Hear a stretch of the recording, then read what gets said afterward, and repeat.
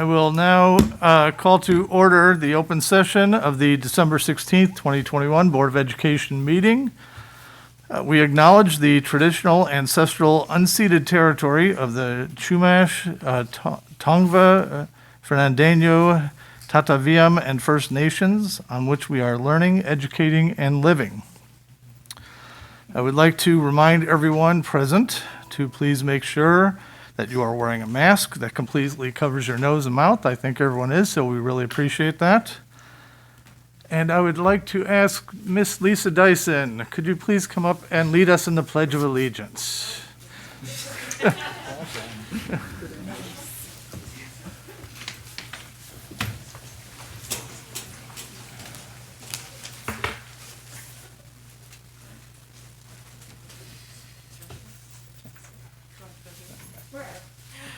Hands across your heart. I pledge allegiance to the flag of the United States of America and to the republic for which it stands, one nation, under God, indivisible, with liberty and justice for all. Thank you so much. Ms. Clark, if you could please call the roll at this time. Member Agakanian. Member Weisberg. Present. Clerk Ferguson. Present. Vice President Tabbitt. Present. And President Frentner. Present. Thank you very much. We would like to acknowledge sad news, the passing of longtime and recently retired employee Edgar Orellana. He was hired in 2001 and retired in February of this year. He started as a substitute custodian and worked at Disney Elementary School and John Burroughs High School for the majority of his career. Many members of the Burbank school community, especially those involved in the JBHS VMA program, remember Edgar fondly. Tonight's meeting will be adjourned in his memory. Item number 5, reporting on closed session. Closed session items 3A, 3B, 3D, and 3E were for discussion only with no action taken. Item 3C, the board met and approved the notice of intent to demote and a statement of charges for employee number CL0105-21. The vote was 5-0. We'll move to item 6, adjustments to the agenda. Are there any adjustments to the agenda? Seeing none. Move on to item 7, items for future agendas. Does anyone have any items for future agendas? Again, seeing none. Thank you. We'll move on. Before the annual organization of the board, we will have an opportunity for public comment. If anyone has any public comments they would like to make before the annual organization of the Board of Election of Officers, an individual or group representative may address the board on the annual organization. This period will be strictly on the reorganization of the board and the election of officers. Please complete a white request card. Speakers are requested to state their name prior to speaking to the board. Not more than 5 minutes may be allocated to each speaker except by unanimous consent of the Board of Education. At this moment, I have one white card. Is Mr. Joel Schlossman. I wanted to talk about an agenda item. So this was for, okay, this wasn't on the organization. Thank you. So at the moment, I have no white cards for comment on the reorganization. Hearing none, we will close that public comment and move on to the reorganization of the board. And the first item on that is remarks from the outgoing Board of Education president. I try not to write speeches because I feel very stilted when I do it, but I also felt like I would forget things, so forgive me. I tried not to be too long. We've got a very full agenda. I'd like to move forward. It has been my honor and privilege to serve as the Board of Education president. This position really has no additional power associated with it compared to any of the other board positions, but there are a few more responsibilities, and I've tried to fulfill them to the best of my ability. You do occasionally have to represent the board and/or the district, and I've tried to always do so with dignity. Of course, as been said many times before, none of us does this job alone.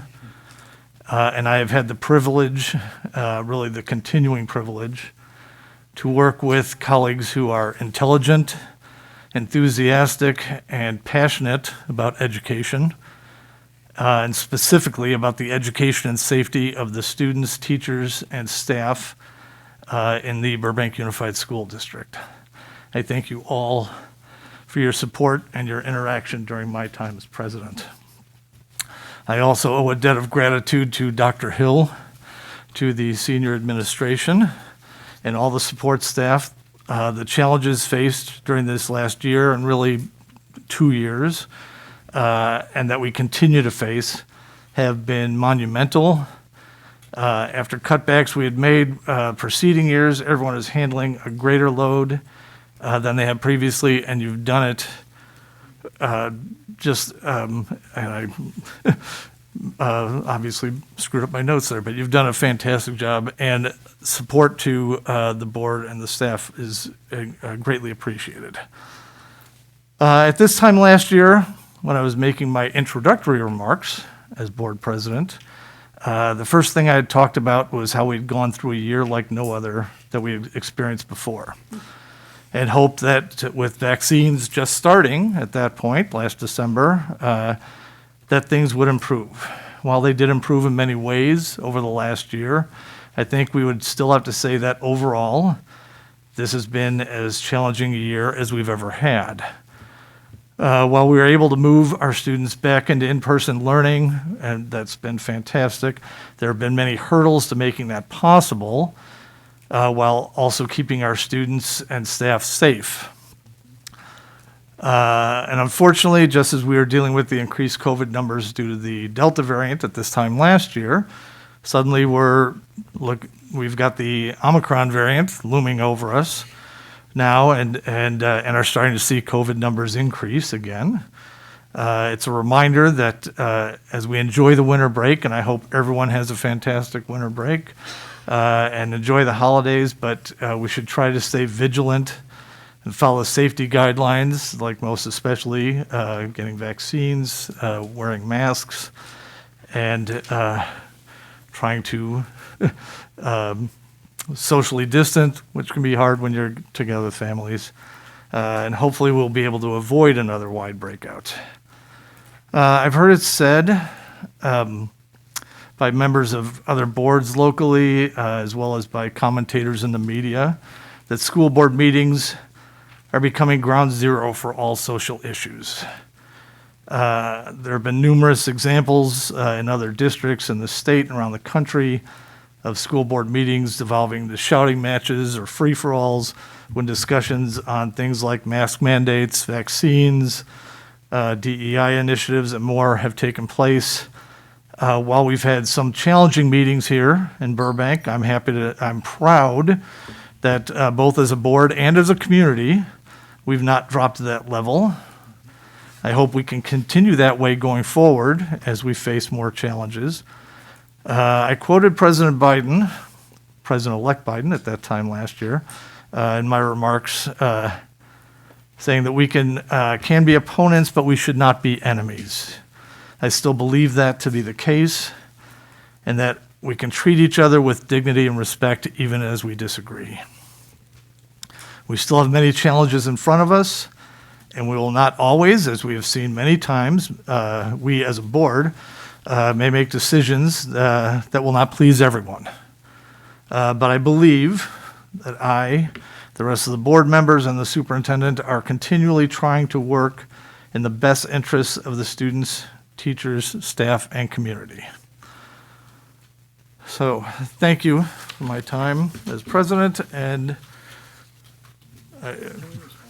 sure, Mr. Ferguson. Thank you. Being board president, as you said, doesn't come with, a pay raise. It certainly comes with having to make some calls. and especially calls in this past year that really have had to occur at times in a vacuum without a lot of other facts because it's hard to connect with one another, it's hard to check in. And I just want to celebrate, first of all, your ability to navigate that internally was huge this year and critically important, but also how you were able to do that with city partners was really incredible. And working with former Mayor Frutos and others to really try and keep things moving and to get a joint meeting going, all of those. Those are huge accomplishments when we've really had a challenging time doing just that. I want to thank you for that. I want to thank you for being a leader that I look up to, that I respect immensely, and I have a lot to learn from.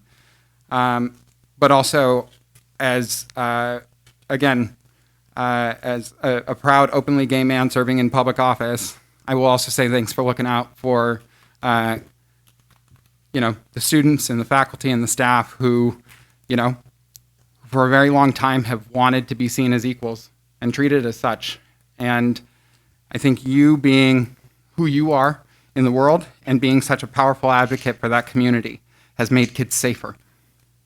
And when they hear your roar on their behalf, I know it meant worlds to people to see that, especially from the president of the Board of Education. So thank you for your service, and more than anything, thank you for helping kids, I think, in this district feel safe and like they belong.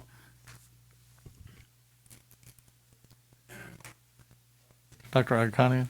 Thank you. I know it's the last time I'm calling you as President Fridner, but hopefully I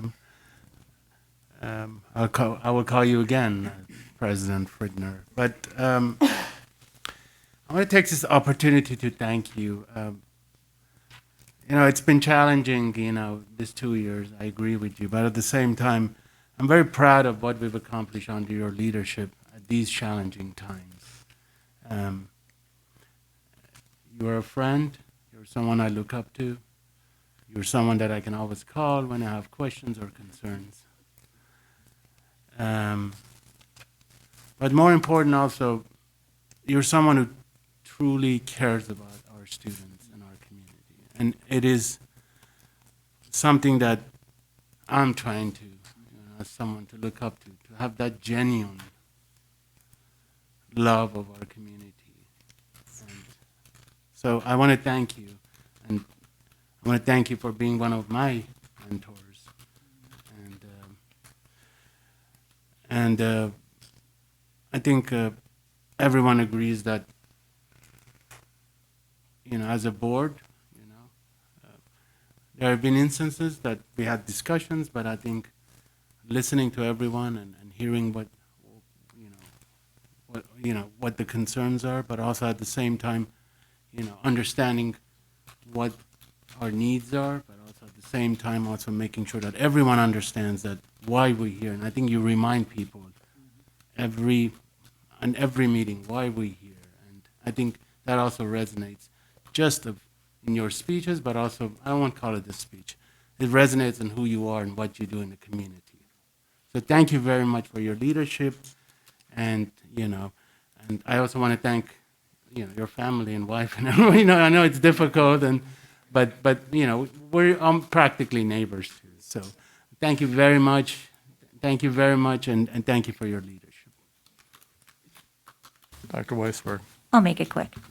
Thank you for your patience. Yesterday was my 1-year anniversary of being on the board, and you have been really patient and helpful. It's also nice to have another fellow White Sox and Bears fan to be depressed with. I am a Dodgers fan. But the steadiness with which you lead is something that I've been learning a lot from and will continue to learn a lot from. And you're not going anywhere, so I look forward to learning with you as we move forward.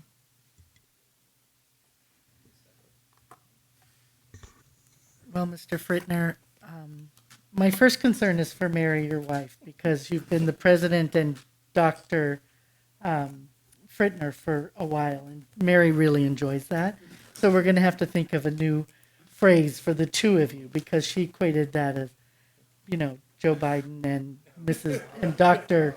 Jill Biden. So I appreciate your leadership and your pragmaticism and your ability to see the bigger picture.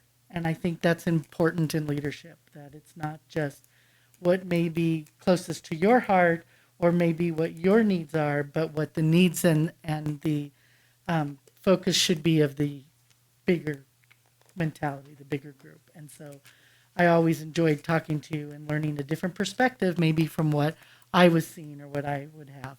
And both you and Mary have become very good friends of mine on the outside, and I enjoy your company very much. And there's no reason why I won't continue. You're just moving seats, not leaving. So, but as the board always recognizes the, I don't know if we're supposed to stand up here at this point or what, but the board always recognizes our outgoing president with a plaque with your name in terms of year of service. And I can't even read that without my glasses, but it does say Steve Frittner, in appreciation for his dedicated service as president of the board of Burbank Unified School District, 2020 through 2021, and then our seal in the Board of Education. So thank you for taking that.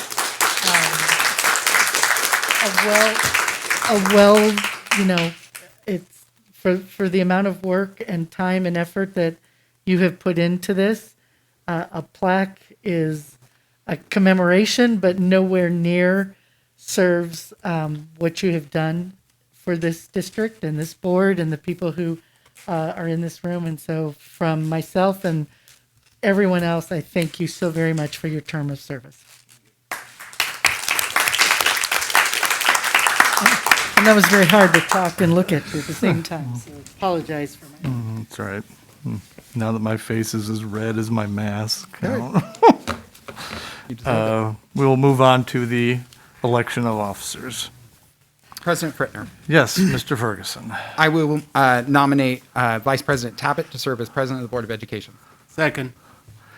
It's been moved and seconded that Vice President Tabbitt be nominated for president. Are there any other nominations?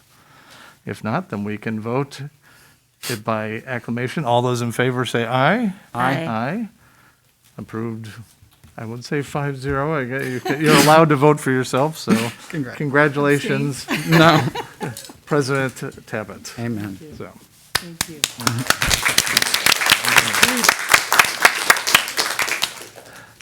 and we'll move on to Vice President. You do it. Really? Yeah. Okay. Mr. Frittner, President Tabbitt. I would like to nominate Steve Ferguson for the position of Vice President of the board. Second. I think it's been seconded by Dr. Weisberg. Are there any other nominations? Hearing none, we can vote by acclamation. All those in favor of Mr. Ferguson as Vice President, please indicate by saying aye. Aye. Aye. Carried 5-0. Congratulations, Mr. Ferguson, Vice President Ferguson. And finally, Mr. Ferguson, Vice President Ferguson. Celebrating an anniversary on the board, welcoming our newest member, but certainly celebrating a very hard year of work, and now very honored to nominate Emily Weisberg, Dr. Weisberg, to serve as clerk of the Board of Education. Second. It's been moved and seconded that Dr. Weisberg be nominated for the position of clerk. Any other nominations, which I wouldn't expect? No, so we can vote by acclamation. All those in favor, vote aye. Aye. I'm counting you as an aye, whether you like it or not. So it passes 5-0. Congratulations, Clerk Weisberg. So Now we're if ready. you will now excuse us for just a few minutes.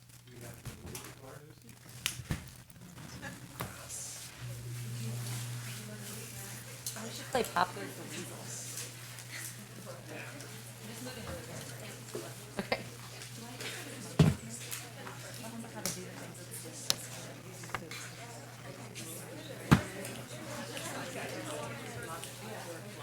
I'm about it.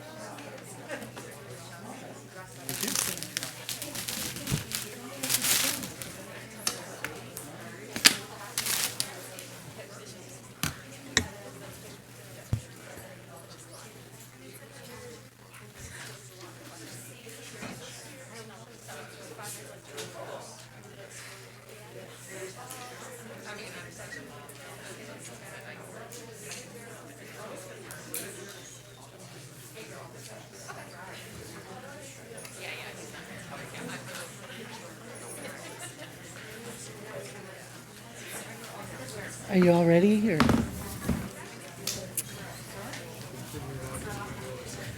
Okay. We'll continue.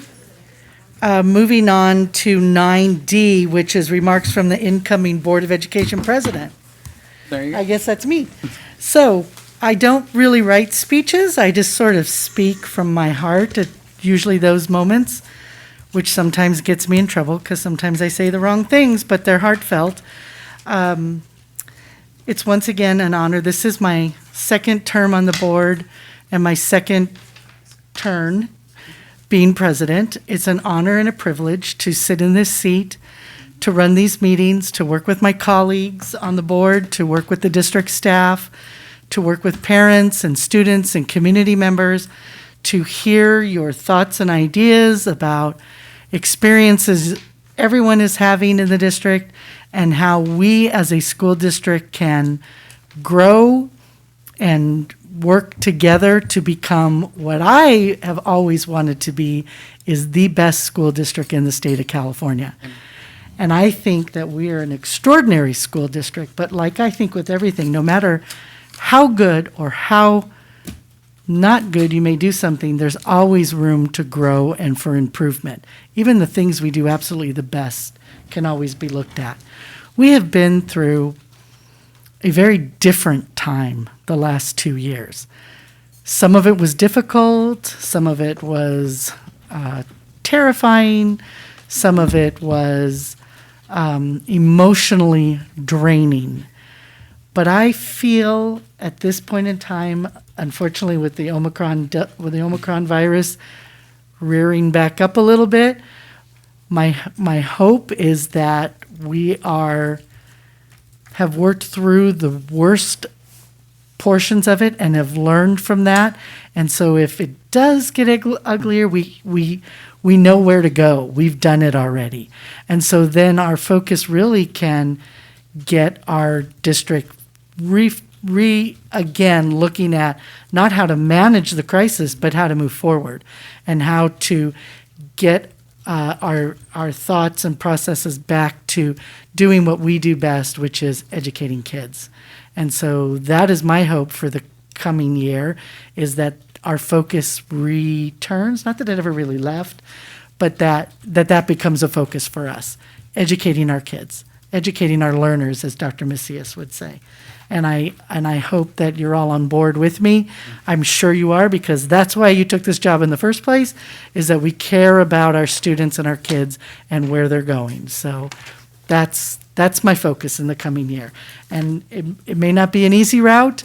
I know with limited staff at our school sites, limited staff at the district office, we continuously as a board ask you to jump through major hurdles all the time. And sometimes you're that one person doing that hurdle jumping with no support.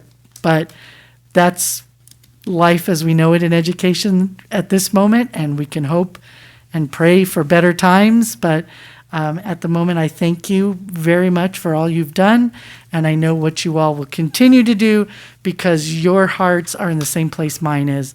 You want what's best for the kids in our district and the families in our district. So thank you for this opportunity, and let's move forward. We will move on to number 10 of the agenda, presentations and recognitions. Oh, and this is always the fun part. 10A, the holiday music presentation. Members of the John Burroughs High School Vocal Music Association, under the direction of Brendan Jennings, will perform a selection of holiday music. Dr. Pramo, were you going to say something? Oh.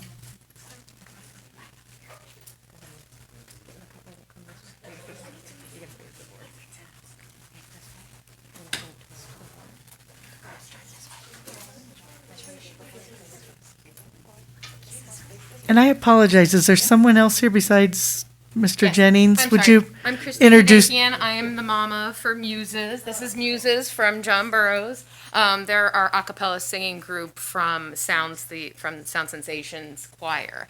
Mr. Jennings couldn't be here tonight. There was other stuff going on with other choirs, so I'm here representing. I don't do all the instructing. They're going to go ahead and sing for you guys, and congratulations to the new president, vice president, clerk. So girls, you know what you're saying first? Okay, they're going to take it away. Enjoy.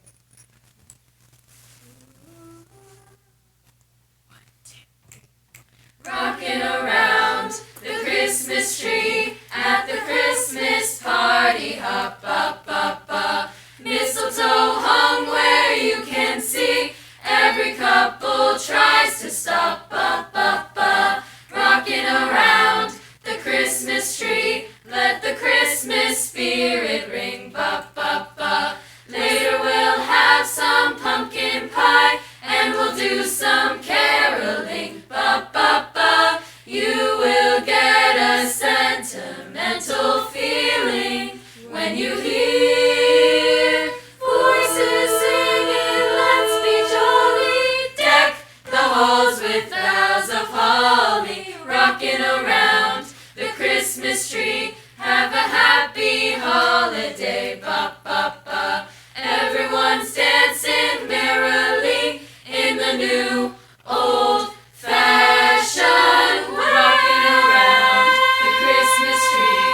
Have a happy holiday.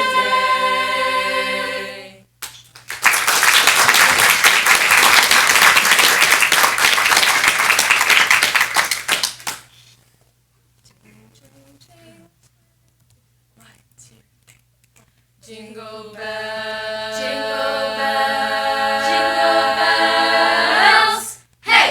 Jingle bells, they jingle all the way. Whoa, what fun it is to ride in a one-horse open sleigh. Hey! Jingle bells, they jingle all the way. Whoa, what fun it is to ride in a one-horse open sleigh. Dashing through the snow, dashing through the snow, horse open sleigh, o'er the fields we go, laughing all the way. Bells on bobtails, making spirits bright. Fun it is to ride and sing a sleighing song tonight. Oh, jingle bells, jingle all the way. Whoa, what fun it is to ride in a one-horse open sleigh. Hey, jingle bells, jingle all the way.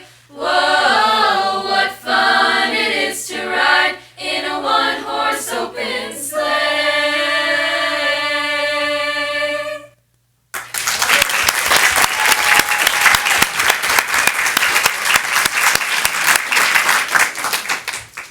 Thank you. Thank you. Do any of my colleagues wish to say something? Just think. Madam Chair. Dr. Agakanian? Wonderful performance. And by the way, you had your masks on, so I know it was a little more difficult, but you sounded wonderful. So thank you very much. Thank you again, John Burroughs. Thank you.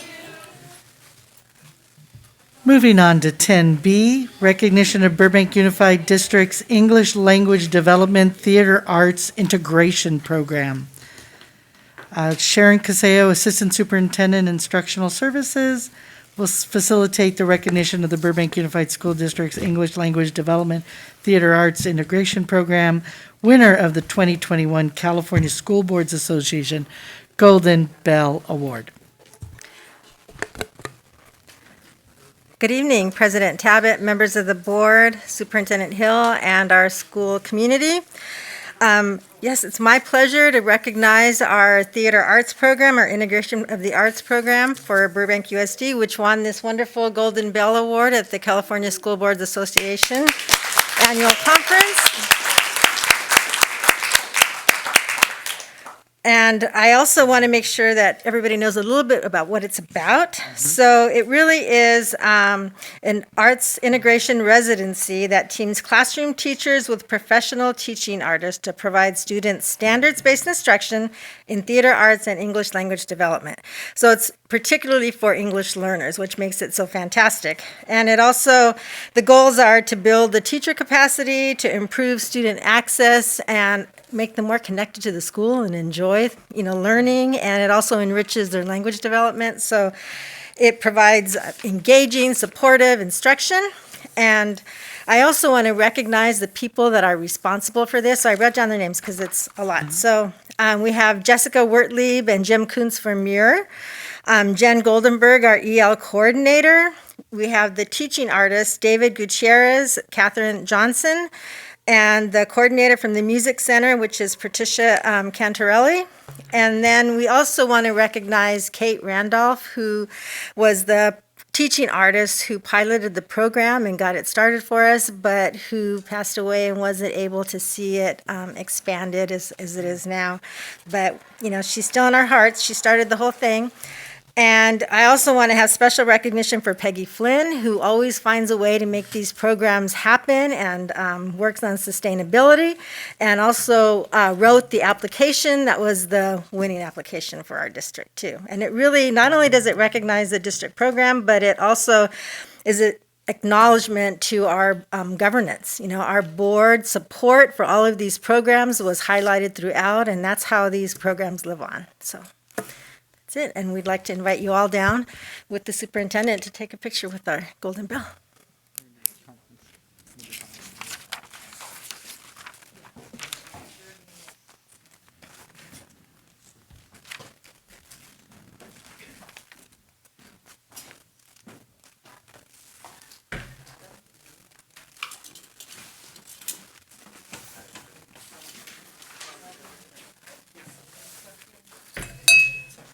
Real bell. It's a real bell. It is a real bell. It was in my car.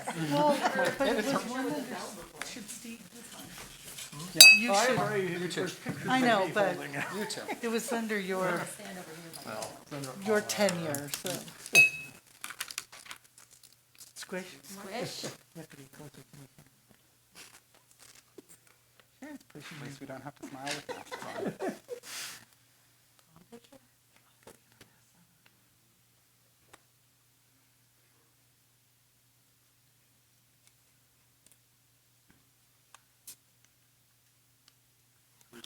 You got it? Yep. Yes, it's not light.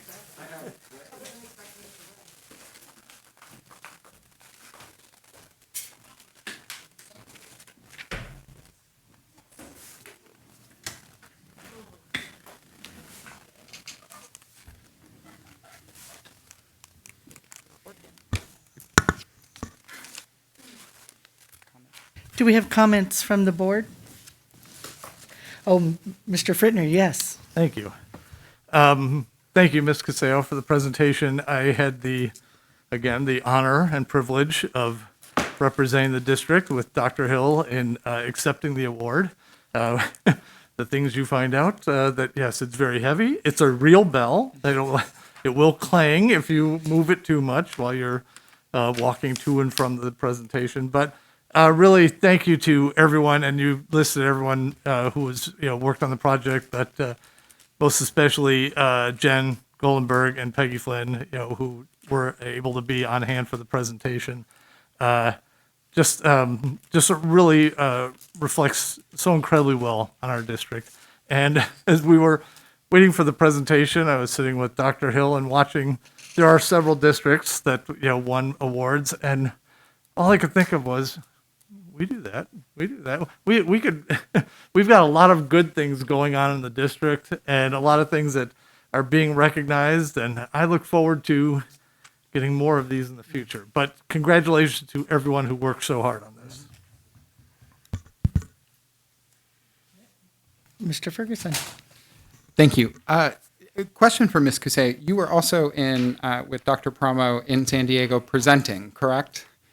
Could you give us a little information about the workshop you did, you collaboratively did? So that was myself, Dr. Hill, and Jen Ulmer, and we presented on our algebra project, with the Math Collaborative with California Ed Partners. And that was really fun. So we got to really show what our project was about and how we were serving Latinx students and making progress in their achievement. What I really love about that is that, again, as Mr. Frittner said, sometimes we've gone to these conferences and we come back and we're like, we're doing a lot of this. We're doing the vast majority of this. And usually what we're not doing is usually tied to some unique thing, like Long Beach has a state college, right? And so they have a new program and that's unique to them. Having said that, we do a lot of it. But what I've always appreciated about our district and our leadership, right, is that it's not just about the bells, right? In fact, there are more bells that we have missed out on because we just didn't file for them than not. And what I really love is that in a moment like this in history, where education has been such the inspirer and the call to action, that in this moment we're being recognized. And in this moment, the leadership of those educators who have worked hard for decades to get where they are is being recognized. So again, the bell is one thing. What I love more than anything is that we are rightfully so being seen as leaders in spaces that are very challenging for this state. And for our colleagues from across the state, a bunch of politicians looking for a bell for themselves, for them to give it to you, and for us. It just is telling. So again, thank you to Jen Goldenberg and to Peggy for landing this one for us, and everybody for their work. Dr. Agakanian, Yeah, I please. just want to echo what my colleagues were saying and congratulate you. And I also love the fact that it's something new, integrating, and I think it's something that's fit for where we are, but also where we're moving forward as a district for our future. So thank you very much for all your hard work. Dr. Weisberg? Nope. Ditto. Ditto. Well, thank you. I want to,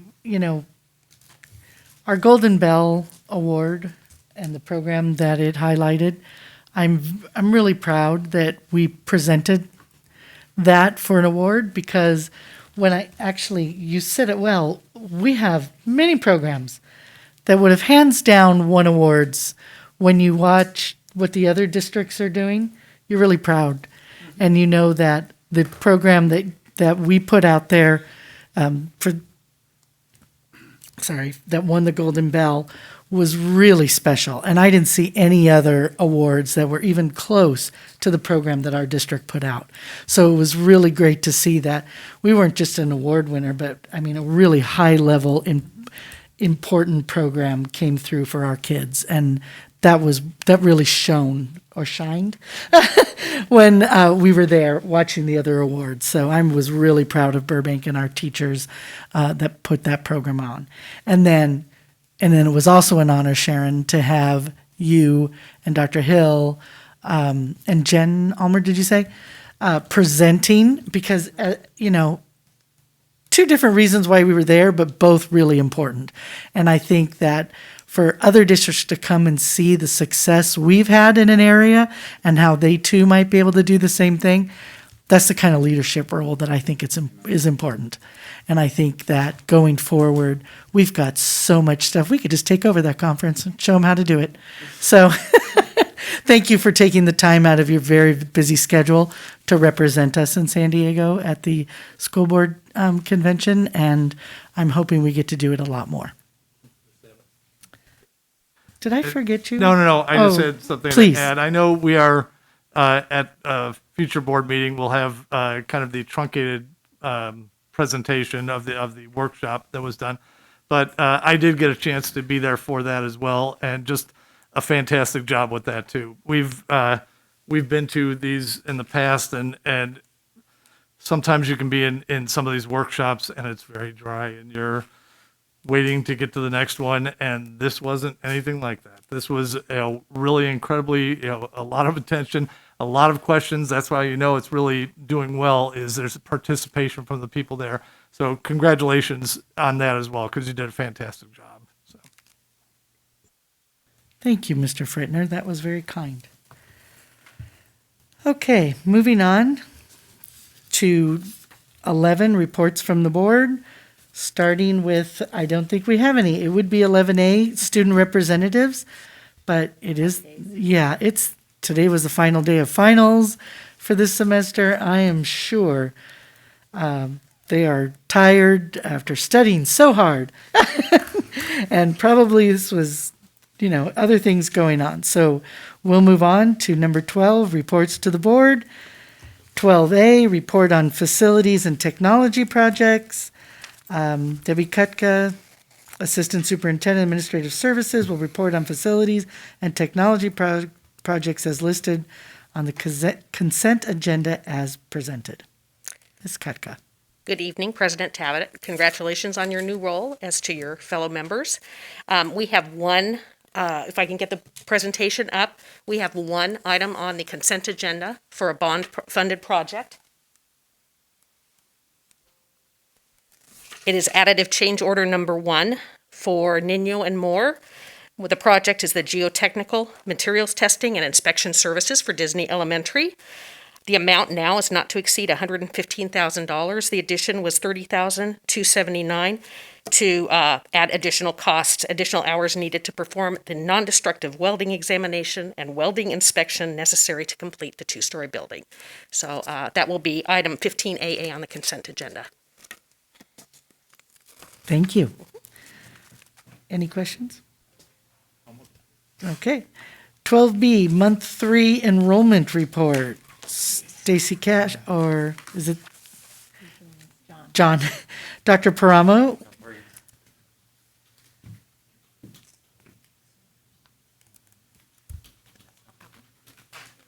Dr. Paramo will be reporting on the district's current enrollment numbers as presented.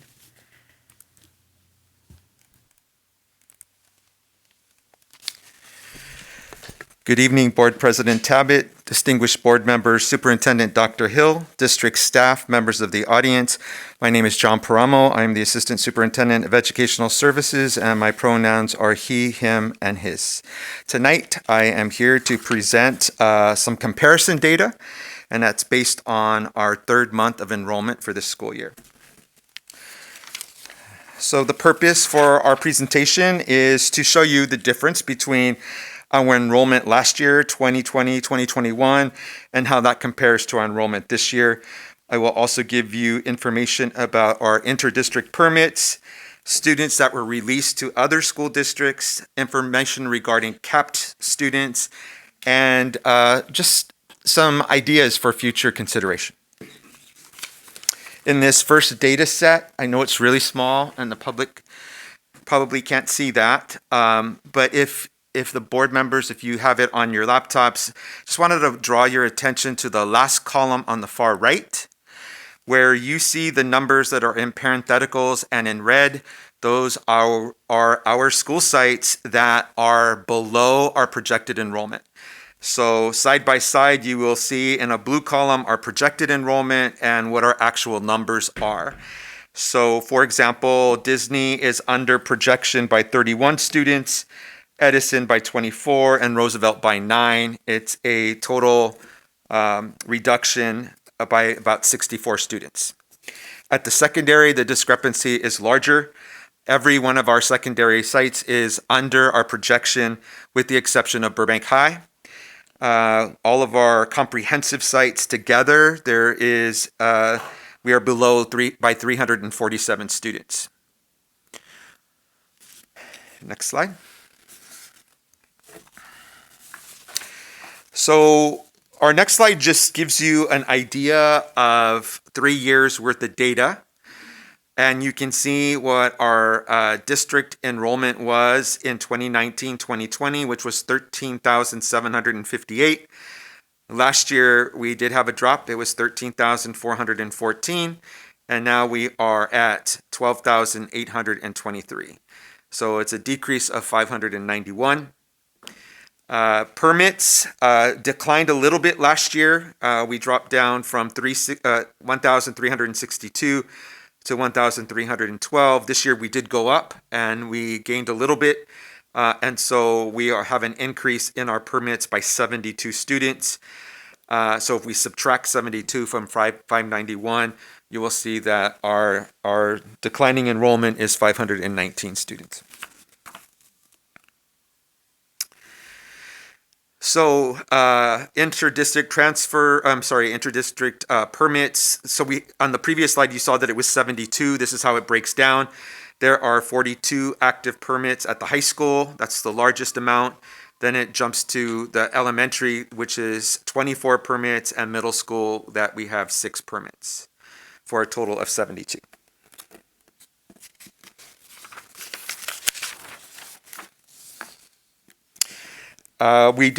We provided data for you in terms of each of our schools in the district and a comparison of how many inter-district permits each one of our schools has. So if you wanted to look at a comparison, at Roosevelt, they have 11 permits, whereas at Hart, they have 92. And you can also see that in the middle school, Luther is at 142 permits, Huerta's at 75, Muir's at 94, and the largest amount of permits are at John Burroughs High School with 322.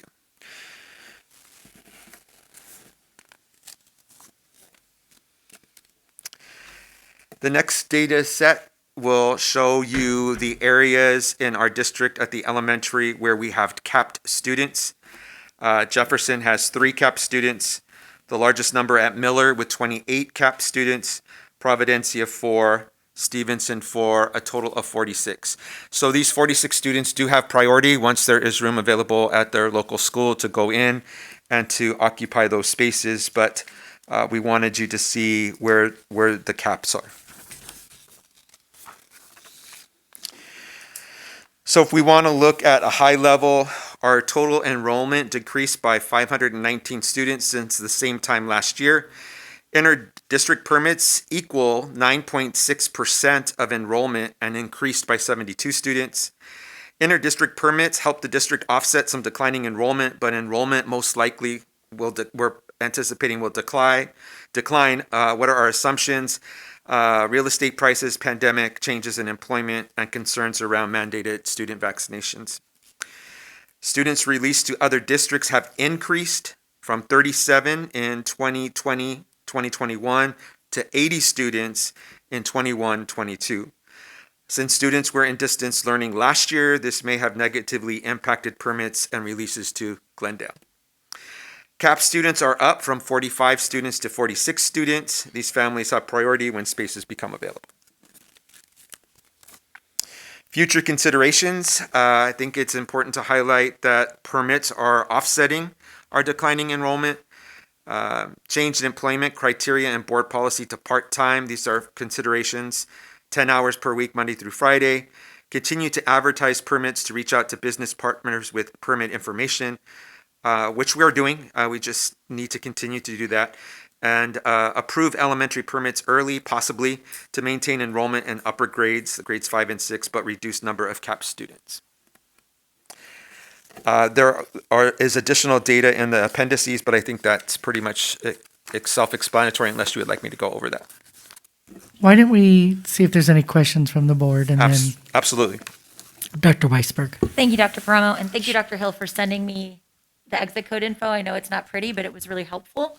So, I mean, in looking at the breakdown of the exit codes that we have, it seems like, the top 2 are moved out of Burbank, which seems to be an economic motivator. We know the cost of living here is increasing, and it's forcing people to leave Burbank.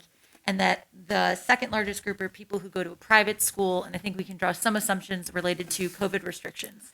So one of the things I want to talk about, not now, but further on down the line, is how we can address, we can assume that maybe some of the kids that we've lost will come back if and when COVID subsides enough for that to happen. But I think it's not, none of this is good. What is good is that it seems like a lot of it is not related to dissatisfaction with the district, but rather an economic issue or something related to COVID. But I do want us to talk about, we know that this is going to be an enormous hit to our budget, what we can do moving forward, and also perhaps how we can gather data. I know we can't force people to tell us why they're leaving, but I think it's really helpful. This was really helpful for me to be able to gauge why people are leaving the district and how to be proactive. I think some of the data shows there's not much we can do. We can't fix housing prices. Yeah. But I think it's worth a longer conversation about ways to be proactive in keeping people within the district. How much of this do you feel is COVID related? It certainly seems to be pretty substantial based on what I'm looking at. That's what it looks like to me. I will say, honestly, in my opinion, the entire district team really takes a lot of pride in our projections, and we usually project very well.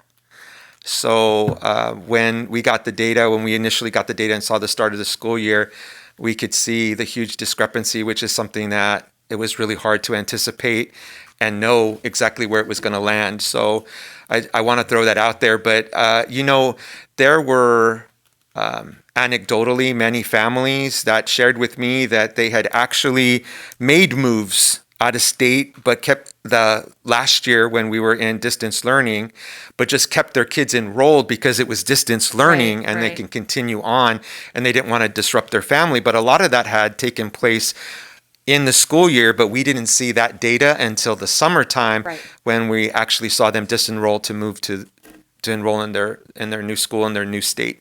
Okay. One last question I think I know the answer to. So looking at the breakdown of students by ethnicity, I'm assuming that our Armenian community is within white?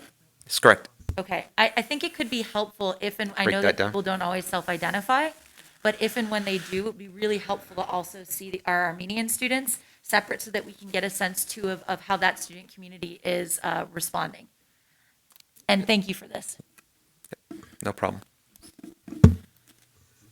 Please. Thank you. Sorry, I'm like waving at you. First of all, thank you for this report. This is pretty devastating news.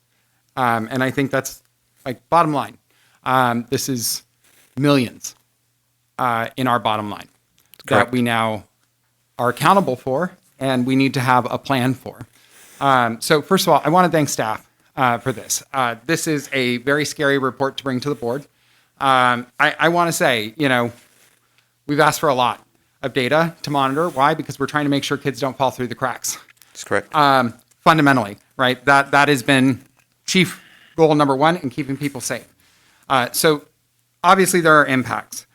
What I'd like to see, and relatively quickly, is an analysis of other surrounding districts and exactly how much they have lost. And whether or not the grouping and the categorizations of their departures match or are aligned with ours, or they are not. If they are not, I think that deserves some review, especially by cabinet. But what I would like to start doing if there is if the state legislature can pass what's called a hold harmless, right? So that means that they will not hold us accountable for the loss in enrollment, also known as they won't cut our funding. Okay, that's critical that we start advocating then now, because that is a critical part of that. So I'm going to ask that be on the next agenda, if that is all right with, that we expedite that to get that on as soon as possible an agenda. That's the first thing. And the second thing that we ask staff to come back with possibly a tiered approach, a tiered response based off of how much enrollment we can get back if there is not a hold harmless agreement passed by the state. So again, if we can gain back 100 in enrollment, if we anticipate that, fine. We don't need to cut for 500 in enrollment. But I think we can be smart and kind of anticipate now if we give that direction and say, come back with a plan that anticipates the revenue loss and that doesn't anticipate the revenue loss. Can I add to that for a second, just so you're all aware? Mr. Frittner and myself and Dr. Hill go to a 5-star meeting with 5 other districts nearby every month, except for January and July, but regardless. And many times we have speakers come. We've had the budget committee from the state come and meet with us. And that is a constant ask by Dr. Hill and a reminder from 5-Star to put that out in a resolution asking the state for hold harmless. And so that is coming from a lot of areas. It's been put out there. We're definitely pushing that and working on it. And maybe we need to start adding, when something like that happens at 5-Star, we need to be able to present that out, part of that communication piece, so that you all know that somebody is thinking of it and talking about it. But it doesn't hurt that all 5 of us do it either. So, but there is support from all 5 districts in pushing that forward. I think that that's going to be important. I think, though, realistically, we need to build a plan that understands that we are going to lose enrollment.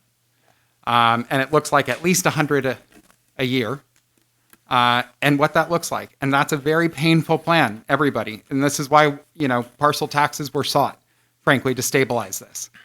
But if we just get the hold harmless and just push the problem down the road, it will come back, and the 500 will be back, but it will be a different 4% of our budget. So I'd like to see plans back from staff. Yeah, definitely. 'Cause I know last meeting we asked for a study session. That's something we want to talk at the study session. Tonight, Ms. Kukta is going to talk about our financial projection with the enrollment built in, because we're looking at enrollment drop for this year. We're forecasting another 600 students next year. And so you're That's great. absolutely correct of talking about, here's the worst case scenario. We've sent the 5-Star letter to advocate for hold harmless. The conversation is also talking about a rolling average of at least 3 years. So the state's starting to have conversations we're here about in January, but we have to have that worst case scenario. And then I really appreciate the approach of, okay, what can we build back and have those plans in place if it gets better. Also asking through 5-Star and from our district, some requirements that we're required to pay for that, like the STRS and PERS payments, that would be a huge help if that were reduced or maintained at the current level, or in a miracle, beautiful world, just eliminated. But we know that's not happening. But I mean, that would put, millions of dollars back into our general fund. That would be a great help. So anyway, moving on. Thank you. I got to practice turning my head that way more often. So my concern is, and I love case studies, and I've been talking about this for the last 5 years. You look at the patterns on where the drops are. These are areas that are mostly lack apartments, they're homes, and you're seeing there is no lack of inventory in terms of whenever there's an opening, people are moving in. So I'm seeing, like you talk about Edison, there's mostly homes, and I can see from my own neighbors, they're there, they're not moving, their children have moved on. And I had asked several years ago to look at the projection of certain schools that you see that because of this lack of development or affordable housing or apartments, we will see even a bigger drop in numbers. Because, again, you look at Burbank and you look at Miller, there are apartments up there, you see this movement. What are you projecting in some of these areas, especially with some of these schools, especially the ones that don't have any apartments, or it's mostly residential? And also, are we talking to the city in terms of targeting their next development projects? That will help our schools as well. Historically, we had a demographer that did some of the out-year projections, so we've used some of that. We stopped using the demographer because we triangulate the data. We use information from our principals, instructional services, student services, it's actually a quadrant, and then financial services. So we look at those trends. You're absolutely right. Where we're seeing the biggest decline are in areas where they can't have new development apartments. When we meet with the city, we talk about areas around the airport that are underdeveloped, that Gold Coast area. That would be a great opportunity to have enrollment increase there. You see the data where we have a lot of permits going in there. So we're having those conversations. We know some areas are maxed out. Like you said, around Emerson and Burbank High, we don't need housing in those areas, but we do need housing in other parts of the city. And if we are, and there will be any targeting development, will we be able to have those individuals come to some of these schools, even though they're not nearby, in terms of just getting a permit, if it's possible?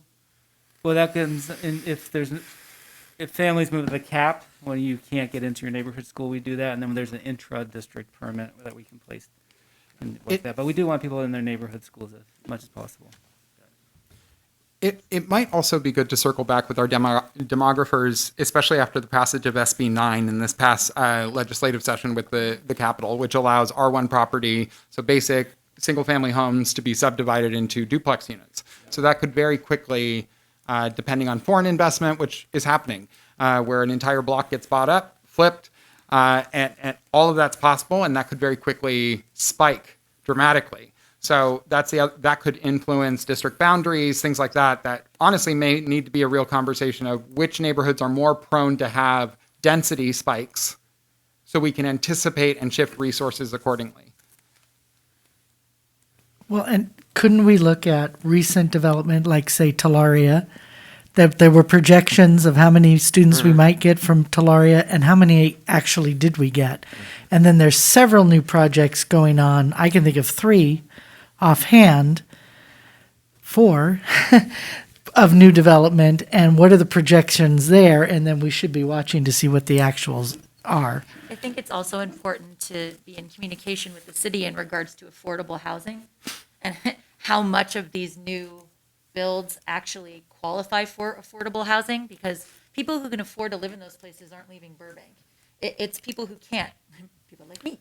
So I think that part of the conversation that we need to continue to have with the city is how many of these units, some of they legally have to have a certain number, but how much more above and beyond can we go? Because we know that to a large degree, people come to Burbank because of our school district. And so it's a symbiotic relationship, and how we work hand in hand with the city and also whoever else, realtors, whoever it might be, to try to advocate for a more affordable housing is going to be important. It's important, period. It's also important for the district. Well, to me, that's the conundrum, right? You have a quality school district, a quality city, so people want to move here. So you have not a lot of homes to choose from. So there's multiple people bidding on the same houses, which drives the prices up. That's the conundrum, right? You provide quality, people want to live here, prices go up. It's the supply and demand. So yes, you're right. It would be great to have more affordable housing, and it's going to come in the form of these projects in apartment developments. It'd be great just to have development, period. There isn't much. I mean, Calera is a small project. Well, and being real, like, we're looking at this problem, and it's 519 students. So what also is interesting to me, and again, like, thinking outside the box, so don't throw a shoe at me yet, but again, like, we have to start asking, isn't it cost effective to probably get an apartment building and to figure out how to lease that to families to increase enrollment? Like, at $10,000 per student, right? Like, does that become cost effective eventually if the district becomes a housing provider? I know that's not our core mission, but also we are going to anticipate teachers being harder, and so classified employees with wages not climbing, it's going to be harder to attract them to our district. Being able to afford that as a resource would allow us to attract folks and possibly stabilize enrollment. So, and it's a bond question. It would be a bond question, potentially, to get that kind of upfront resourcing to, again, does it solve 500? No. Could it solve 100? Could it solve 30? What could it solve? Is it viable? So, Good point. Concept. Just thinking creatively, because that's what it's going to take. It's a very interesting proposal. We've talked about some space, like at Horseman, that we've had, putting. No. You always want to sell things, and I want to use things to make continual money, not one-time money. But to utilize it for tiny homes for staff members to lease from us, on and on.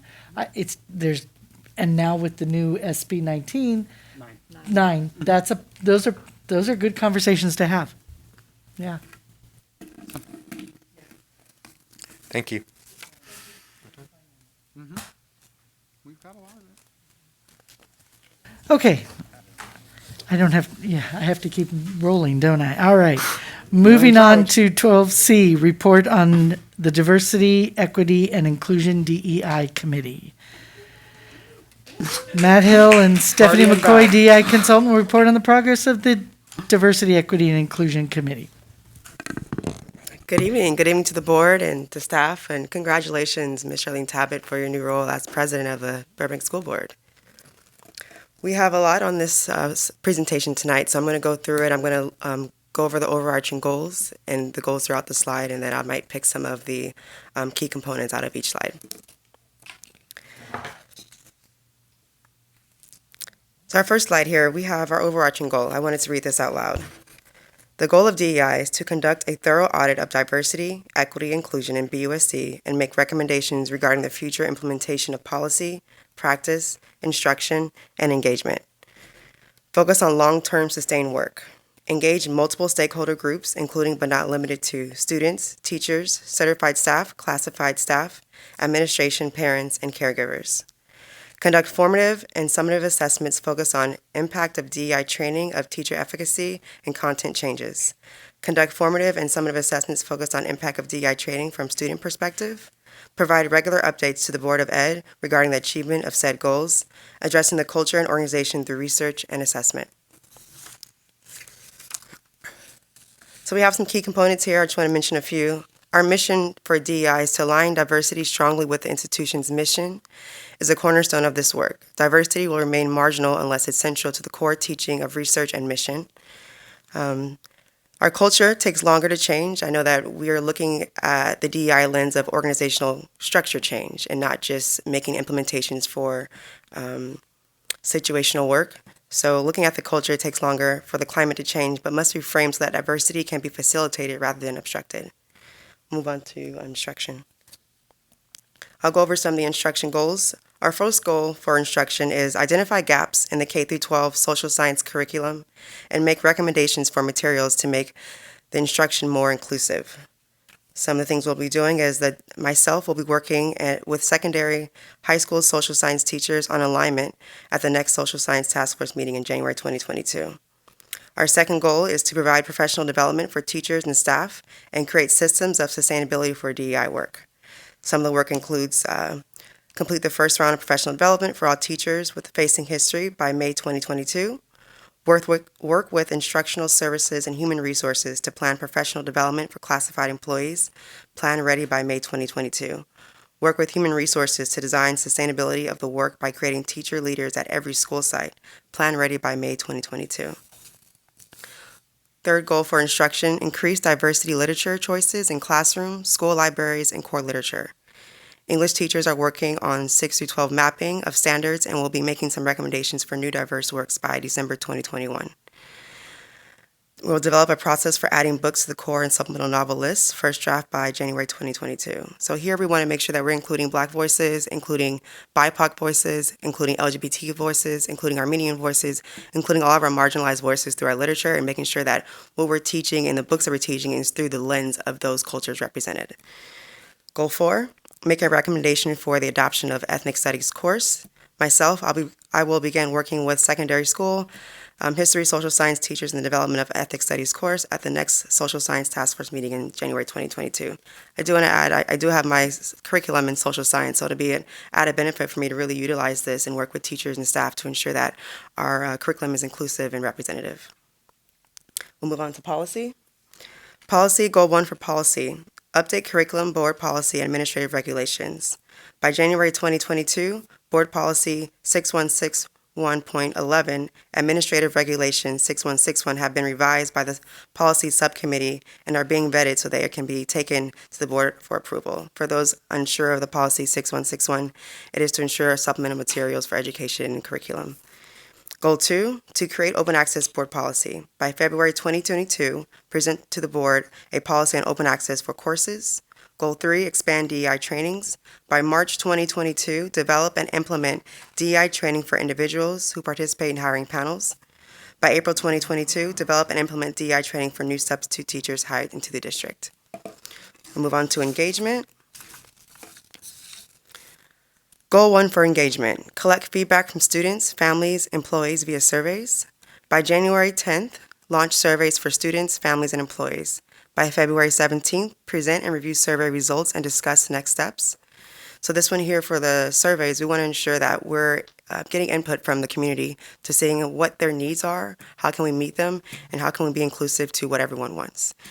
So we've so far drafted a survey for our employees, and we've ran it through a focus group. We're getting last final edits from Dr. Weisberg, and we'll be sure to have those out by January as well. Goal 2, integrate student-led DEI groups into programming. By February 2022, host a student panel focused on DEI. Goal 3, strengthen collaboration and best practice sharing among school site, PTA DEI committees. By April 2022, host a parent panel focused on sharing best DEI practice. I think this is great that we're going to have panels to ensure that we're getting all the voices, to ensure that in some ways it's a kind of like a town hall where everyone gets to come together. We get to hear what they need from parents, from teachers, from staff, and get to hear their voices. Then they have a platform to share their needs. Goal 3, strengthen collaboration and best practice sharing among school site, PTA DI committees. Goal 4, share school and community-wide program across the district. By January 2022, Dr. Hill and myself will record and share a video that addresses the history of racism in Burbank, where we are now, and where we're headed. So last week on the 8th, I believe, myself and Ms. Dr. Hill, we went to John Burroughs High School, and with the help of the student media team, we were able to record a district-wide video that is being edited and will be put out sometime next year. And it addresses kind of taking responsibility and accountability of the education we have here, some of the racism that we have here, and some of the discrimination that's happened through our education. So looking at the inequities and giving people an idea of where we are now, where we're going, and some of the goals we plan to accomplish to eradicate some of the discrepancies we have in our education. By May 2022, develop a centralized calendar app to share promote events across the district. And we have a couple more slides here. I'm just going to go quickly through them. This is just the ongoing DI work that I'll continue to be doing. As mentioned before, I'll be working on the survey development for classified staff, faculty, teachers, students, and parents to understand and measure our organizational culture's perceptions, values, and attitudes. I'll be working with instruction and teachers to develop supplemental materials, ethnic studies courses, a new list of novels, ongoing professional development for teachers, staff, and faculty that will be rolled out by January 2022. Post-survey implementation, I'll also be auditing classrooms to better understand classroom engagement and the classroom climate. I'll point some out here as well. Work collaboratively with the CTA to support ongoing work for employee resource group that is focused on diversity, equity, inclusion. I met with the CTA 2 weeks ago, met with the entire executive committee and shared some of our updates, share what we're looking for, and also offer them to have a helping hand in how we're developing some of our materials as well. Next slide, please. So these are our last goals. Some of our already mentioned, but I'll re-say again. By June 30th, 2022, develop and oversee a comprehensive plan for diversity, equity, inclusion for all administrators, teachers, classified staff, students and families, parents, guardians, under the direction of the superintendent. By June 30th, 2022, in consultation with the superintendent, coordinate and systematizes where the ongoing responsibilities related to diversity, equity, and inclusion within the district will be housed assigned once the independent services contract expires. Lastly, promotes and communicates the DEI work being done through ongoing district-wide communications, marketing, and messaging. I think the last one is key. We want to make sure that throughout our process we're offering transparency. I know that throughout the process there will be questions on what we're doing and where we're headed and some of the things we're implementing. So providing full transparency through our website and communication materials would be really helpful. Thank you. Comments from the board? Questions? Mr. Ferguson? First of all, thank you. We asked for more specificity, more detail. Check. Thank you. SMART goals are the way we should be presenting information. So that way we can demonstrate to the public we're being accountable as we talk about our budget crisis, right? One of the things I will say, I think all of these steps are necessary. I think all these steps are important. I'm worried about an approach I don't see as much, and that is student leadership in this moment. I joined public service when this city got together a group of young people and said, hey, young people, here are problems. How would you solve them? When that happened, it set youth policy in this city for the next decade. We created a television show that won Emmys. We created a teen transportation program. And when I'm seeing and hearing things, especially from the LGBTQ community on both of our sites, they don't feel safe. And a survey, I don't think is the right tool to understand the depth of that, to understand where that lack of security is coming from. And so I really believe that that is best done peer-to-peer. You are a professional, you may have other experiences. I also don't like the idea of hiring just an outside challenge day-esque, every 15 minutes-esque consultant to come in and have a feel-good day either. This, I think, needs to model we need to do the structural changes, the policy changes, but what I'm hoping for is that we can get a little bit more creative with student outreach and draw up a plan for the spring semester that, again, is what is the link crew equivalent for the ongoing conversation about race-based issues or belonging on campus? What is the ongoing institution, as opposed to why do we have to go research whatever is every year and what is in vogue? So if we could figure out a path forward there, I think that one gives us a more informed pathway to safety for the kids we're trying to protect the most, and not just LGBTQ kids, right? We aren't listening enough. We are doing. Since you have joined, you have sat down with a number of people. You are out there and you're hustling, right? But I think everyone wants to be a part of this conversation at some level, especially the students. So if we just pass a bunch of policies and, like you said, kind of pass over the cultural issues, which involves listening, I'm a little worried. So I just would like to see a plan come back, at least in the spring semester again, focusing. There is a group of LGBT students who want to organize a group to talk about issues on campus. I think we should be facilitating those moments. And again, surveys are one tool, but I think proactive student outreach and empowering them to be a part of solution making and creating is a part of our solution. Can I respond as well? I think you're absolutely right. I think it'd be great to create a plan. Although we don't have a plan, Dr. Paramo and I weekly meet with student groups. Weekly, we meet with the BSU, we meet with the LGBTQ Gay Straight Alliance, and we hear their voices. We make document reports and ensure that we're including some of the things that we need. Most recently, we met with LGBTQ students involved in the incident that was happening and had an intervention.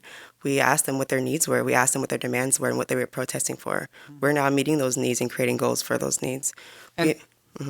And I love, and I'm celebrating that because that's an important step.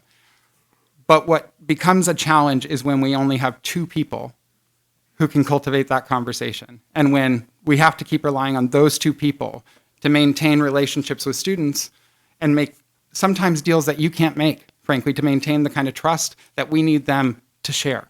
So I don't doubt that that's a good tool. What I want to say, though, is, again, let's differentiate how we're approaching student engagement, because I think there's a lot of leadership that's untapped there. Dr. Weisberg. Hello.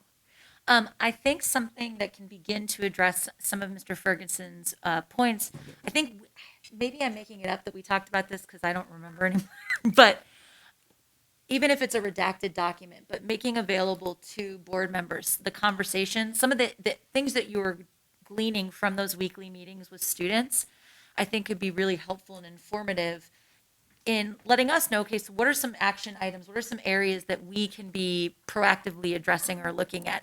Obviously, you're not going to want to share everything because I'm sure that there's an assumption of privacy, as there should be. But I think if there's something that can be made available to the board that we can check out and say, oh, that's really interesting. You know, this is interesting that came out of like the Gay Straight Alliance or whatever it might be. I think that could be really helpful because I know that we've talked about this, like our DEI work can get so siloed often because there's so many subcommittees and there's so much happening. And so we've talked about this, like it's hard to even get a feeling because so much is going on. Hence like a PowerPoint that's like chock full of stuff, which good stuff. So I think it could be really helpful to share with the board, just a sort of a breakdown. This is what we're seeing, this is what we're hearing, and then that allows us to come on the ride with you and ask maybe some more informed questions. So if you and Dr. Promo feel comfortable so doing, I think that could be a good start to some of the things that Mr. Ferguson is bringing up. Sounds great. Teamwork. Dr. Agakanian.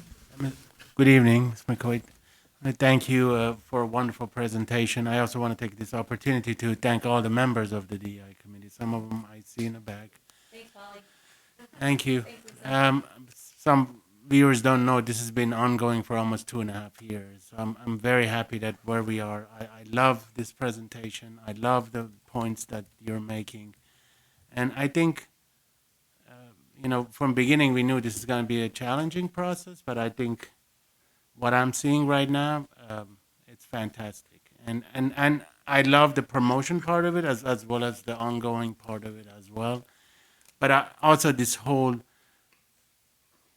concentration on literature, that is so important to me, and I think culture itself, and literature, go hand in hand. And so I'm here if you ever need any help as well, let me know. But I really like the presentation, and I love what you've accomplished so far. Thank you very much. Thank you, Dr. Agakanian. Thank you, Dr. Agakanian. Anyone else? Mr. Frittner? Yeah, I don't want to take up much time because my colleagues have covered a lot of area that I talked about.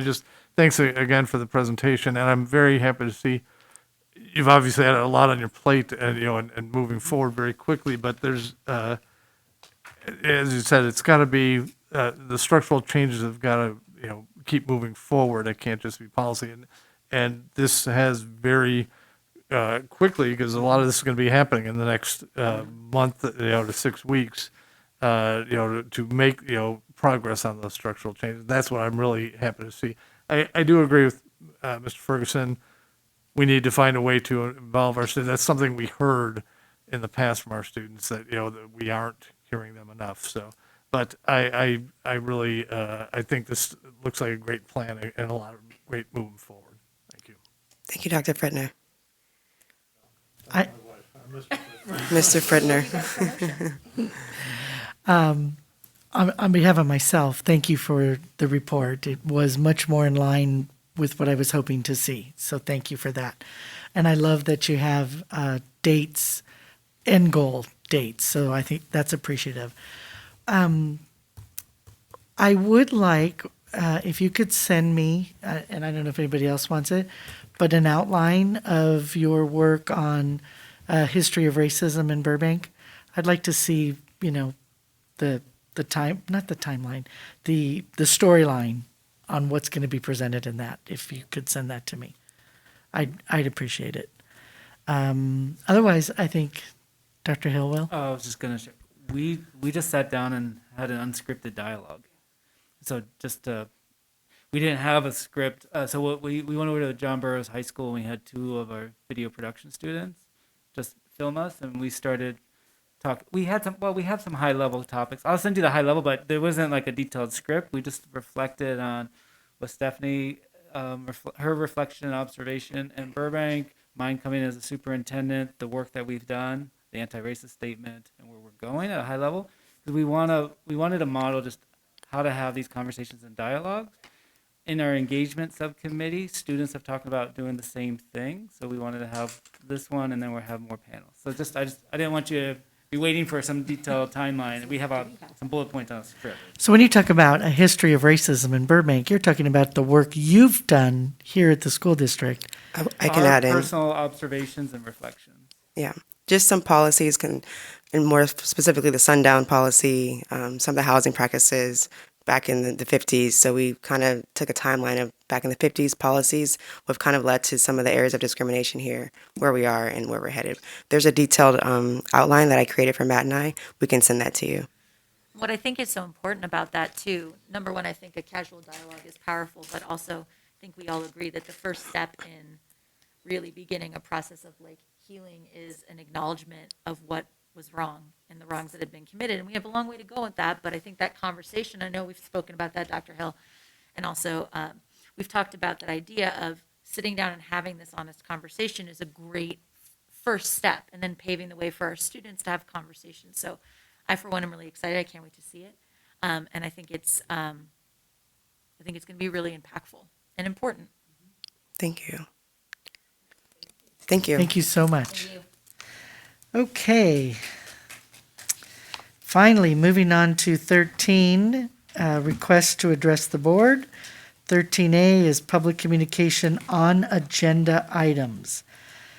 An individual or group representative may address the Board of Education on any agenda item or subject within its jurisdiction by completing a blue request card. Speakers are requested to state their name prior to speaking to the board. Not more than 5 minutes may be allotted to each speaker, except by unanimous consent of the Board of Education. The superintendent may refer the matter to the proper department for review.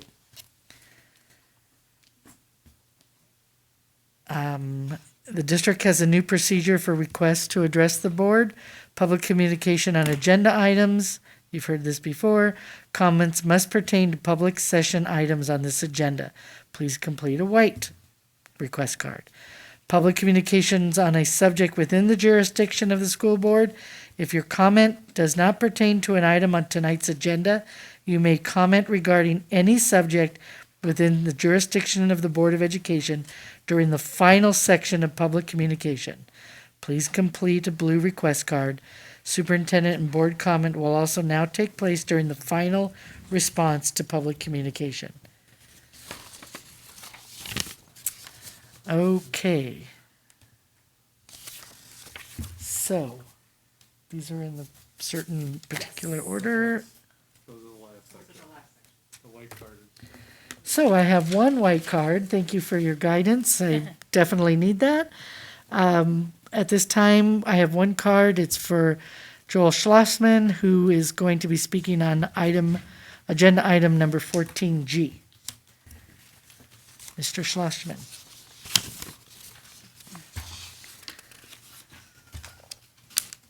Good evening, everybody. Congratulations. Thank you all for your service. I also want to talk about something else, but it's an agenda item as well. It's oral communications. What you've done here tonight is horrible by making people wait to the end. People walked out, the lady with kids and another group of people. It's not right. It's just not right. Thank you, Mr. Schlossman, but that's not an It agendized is. item. Number 4 on your agenda. I'm talking about public communications, oral communications. I'll pause while you look that up. I'm speaking about oral communications, and oral communications is an agenda item.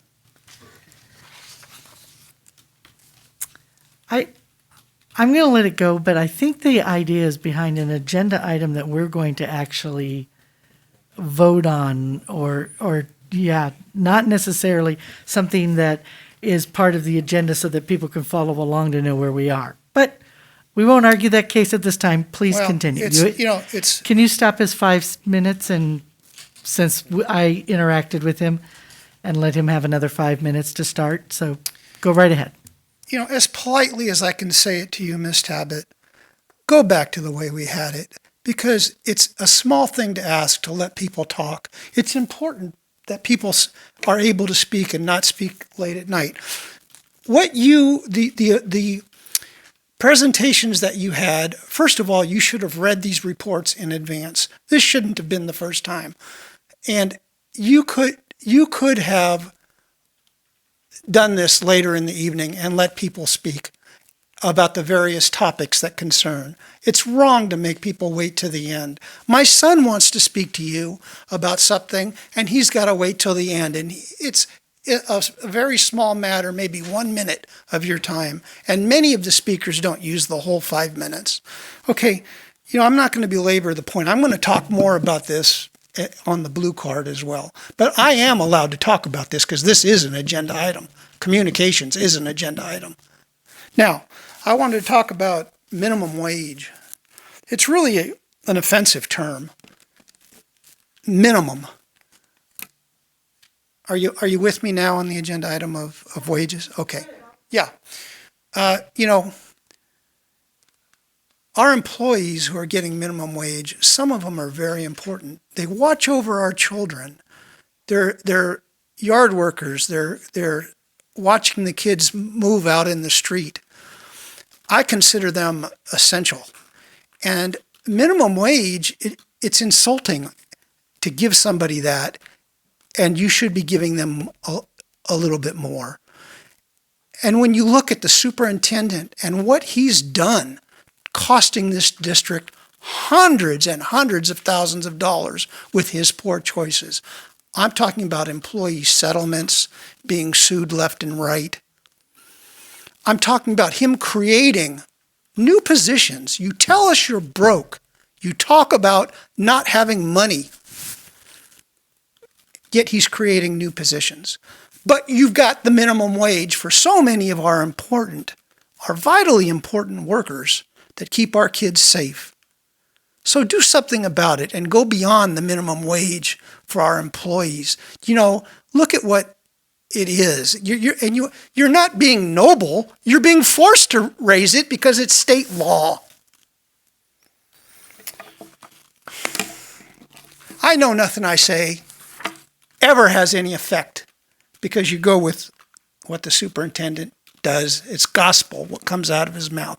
I wish that some of you would challenge him and make changes that need to be made. Thank you for your time. Thank you. And that's the only white card I have. Thank you very much. We'll move on to staff responses. Thank you, President Tabbitt, and thank you, Mr. Schlossman. I 100% agree we should not be paying our employees minimum wage. We had lengthy conversations through 2 parcel tax campaigns about the funding that Burbank Unified School District receives. Compensation was part of the parcel tax in Measure I. Unfortunately, we only had 64% of our community that supported that. We needed 66.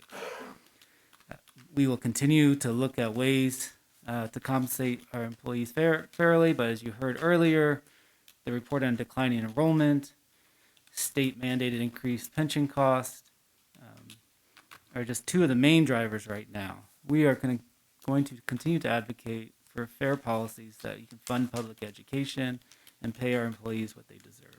Thank you. Thank you, Dr. Helm. 13C, board members' responses. Mr. Frittner. Thank you. As Dr. Hill stated, we would all love to pay more than minimum wage. But I find it ironic that someone who fought us so incredibly hard over trying to provide more revenue has now the audacity to come and tell us how much we should be, how hard we should be working to pay our people more. You mentioned, positions we may have added. You didn't mention all the positions that have been cut in the last several years as we tried to save money in the district, as we had to fit in our budget. So I'm sorry, your words don't really mean much on this topic because they're not valid. Thank you. Thank you, Mr. Frittner. Dr. Agakanian, anything? Okay. Dr. Weisberg, All right, thank you. Moving on to 14, new and or unfinished business. 14A, approval of board representation on district and community committees, groups for 2022. The president of the Board of Education recommends that the members of the board, what's that? I think that's what we make the motion. Oh, yeah, please do. I forget when I'm supposed to read and when I'm not supposed to read. President Mr. Tabbitt, Frittner. as long as I'm talking. I move that the Board of Education determine and approve the list of board representation on committees groups for 2022 as presented. Thank you for the motion. Do I have a second? I have a different concept I'd like to offer, but Okay, but we have a motion on the I floor. understand. I'm working through it. So- That's why I'm explaining I'm not seconding it. Okay. Just, Not that I don't. I want to hear the idea. we can't until we finish this motion, so he can bring it up. Or I can withdraw I just need a the motion. second. Second for the state of Congress. Thank For you. conversation. So now, we have yes, we have a motion and a second discussion. Now, Mr. Okay. Ferguson. Thank you so much. Communication continues to be a priority escalated by the community. And I think that that's really, I think we do spend a lot of time attempting to communicate. But the systems that are designed by education at times are complicated, weird, non-responsive, slow, and very challenging. Having said that, we have an obligation still to be as transparent and communicative as possible, and to make our systems as streamlined as possible. The community college system in California is mandated by AB 1725 to have a system of what's called shared governance. It requires all main district committees to have representation of all groups, with the exception of parents. Parents are not a part of the community college system in the same way, but the academic senate, the classified employees, the certificated employees, and the administration. This creates a codependency, frankly, that forces you to work together to build policy solutions. And so what I've typed up is just kind of an overview of how I think we can reorganize some of our committee work. Because I think, for instance, DEI is fantastic, but there is academic components to DEI, there are capital components to DEI, and there are student experience components to DEI. All of those deserve equal time and weight. And to me, I think we should be breaking down the work differently.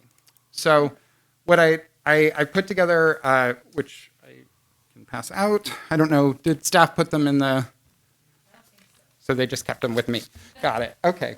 That makes me keeping it away from the public. Can you pass that so we can get that out to the public? Communication. So what this would fundamentally do is align our committee structure around three major committees: academic affairs, student affairs, and capital affairs. Any policy-related change would move through our existing agenda review process for consideration. Any new program would run through either the new fundraising protocol or go through LCAP, which is what is supposed to be happening. I think this organizes the work a little bit better. Board members would serve as co-chairs of these standing committees and help move the work along at the priority of the community.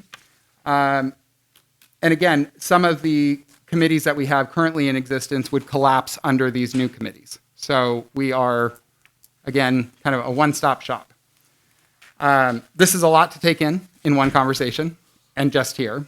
So I wanted to offer it as a potential place to start with discussions. If there's interest in kind of broadening how we do committee work to try and bring in additional stakeholders to the committee work process.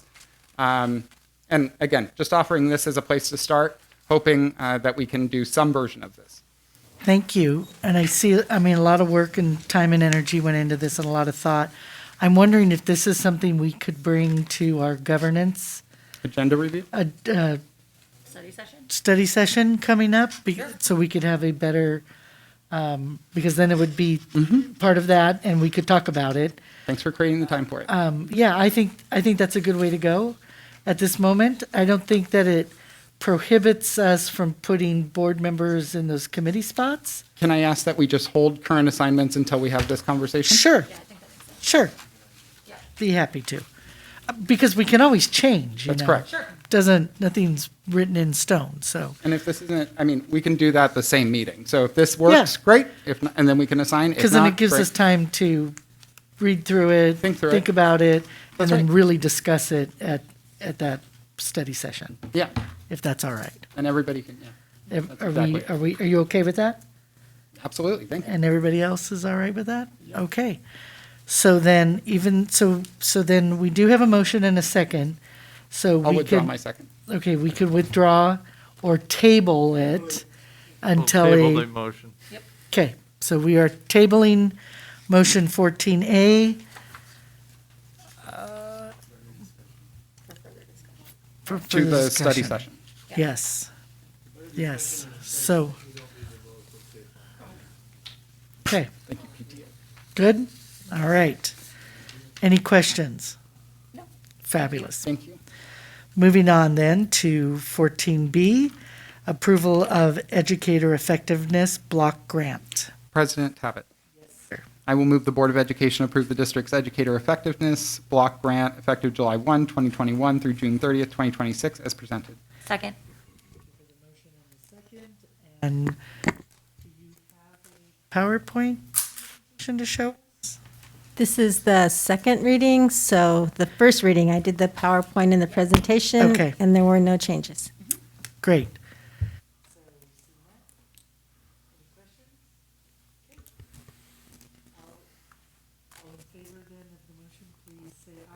Aye. Aye.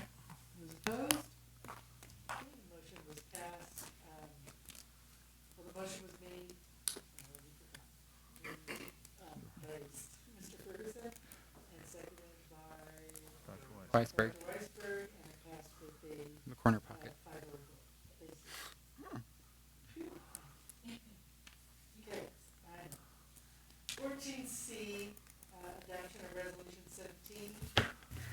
Concerning continued funding for the California State Preschool Program for the 2022-23 school year. President Tabbitt. Yes, sir. I will move the Board of Education adopt Resolution 17 certifying approval of the Board of Education to enter into a transaction with the California Department of Education for funding of child development programs effective July 1st, 2022 through June 30th, 2023, and that the authority to sign the agreements be exercised pursuant to BUSD AR 3314 as presented. Second. Thank you for the motion, Mr. Ferguson, and the second, Dr. Agakanian. Any discussion? Okay, not seen any. All board members in favor say aye. Aye. And those opposed, please say no. Motion was carried with a 5-0 vote. Thank you. 14D, adoption of Resolution 18 for fiscal stabilization plan. President Tabbitt. Mr. Ferguson. I will move the Board of Education adopt Resolution 18 for for the fiscal stabilization plan as presented. Second. I think I heard Dr. Agakanian make the second. Thank you for the motion, Mr. Ferguson. Any discussion? Is there a presentation with this? Um, Sure. I don't think so. Or is that the I think next? we can roll it into first interim. Yeah. yeah. There's no presentation. This is just a requirement because the third year out, we have a It's not deficit. good. Without Right. adopting this, we are Okay, not excellent. above water. Yep. Okay, Thank you. so all in favor, please say aye. Aye. Aye. Those opposed, motion carries 5-0. Moving on to 14E, approval of first interim report for 2021-2022 fiscal year. Ms. Kutka. Good evening again. We're here to present, as President Tappan mentioned, the first interim report for 2021-22. And I'd like to thank our fiscal services team. We have with us tonight Alyssa Lowe, who's our fiscal services director, and Karen Watland is not here tonight, but has been working very diligently. She's our assistant supervisor of budget and finance. And the entire fiscal team, they've got vacancies in their department, and they have absorbed those. And first interim is quite a project when you go to close the book. So I want to make sure to thank them and recognize them for all their hard work. So if we could get the PowerPoint. Okay. Our agenda tonight, we're going to look at the budget process, our budget assumptions for revenues and expenditures, contributions, the multi-year projection, and some of the challenges that we're looking at ahead. The next slide shows the budget cycle. So last June, you all adopted our 2021-22 budget, and we're now looking at our first interim report, which is our financials through October 31st. You'll notice the due date is December 15th, but because of the way our board meetings fall, we did get approval from the Los Angeles County Office of Education to make sure that we file that tomorrow. They already have the report, but we'll just finalize it with a signature. Great. So when we're looking at our interim reports, we certify them as either positive, qualified, or negative. And because of the action that you took with the previous resolution, we are able to get a positive certification on this interim report. So starting out with some good news on this next slide, which is very busy, but the Legislative Analyst Office, the LAO, issued a very bright forecast and increased funding for K-12. So they're looking at a very robust revenue projection a $31 billion budget surplus. But then you look at that and we have the GAN limit that's in place. So the GAN limit was a 1979 proposition that limited us to 78, 79 expenditures with inflation tagged in, and we can't spend more than that. The state is looking at that. What that translates to the district is that we either get K-12 over the next 3 years gets an additional $13 billion, or they may choose to spend it on capital outlay. So this is one of those things where I don't know if the governor's going to come through and say something in January. We'll just be watching that very closely. So it could be added money, and sometimes that money comes with strings. So it depends on what we're looking at there. Proposition 98, if you look at the graph to the right, you can see we're looking at Prop 98 funding, and we are under Test 1. So when you look at the blue bars, which is the budget that came through, the LAO actually has come through, and we're in the positive there. And you can see the Prop 98 funding is continuing to grow. So we have a rosier outlook than what the budget proposed. Local school district budgets and COLA. So when you're looking at the COLA, the LAO actually increased the COLA for next year. It was initially at 2.48%, and they're saying we're going to get 5.35% because of what they call a meteoric spike in inflation. So that is much rosier, though. We did not build that into the budget because School Services and LACO has told us that we need to leave it at the original estimate, but there's a potential here for some additional monies next year.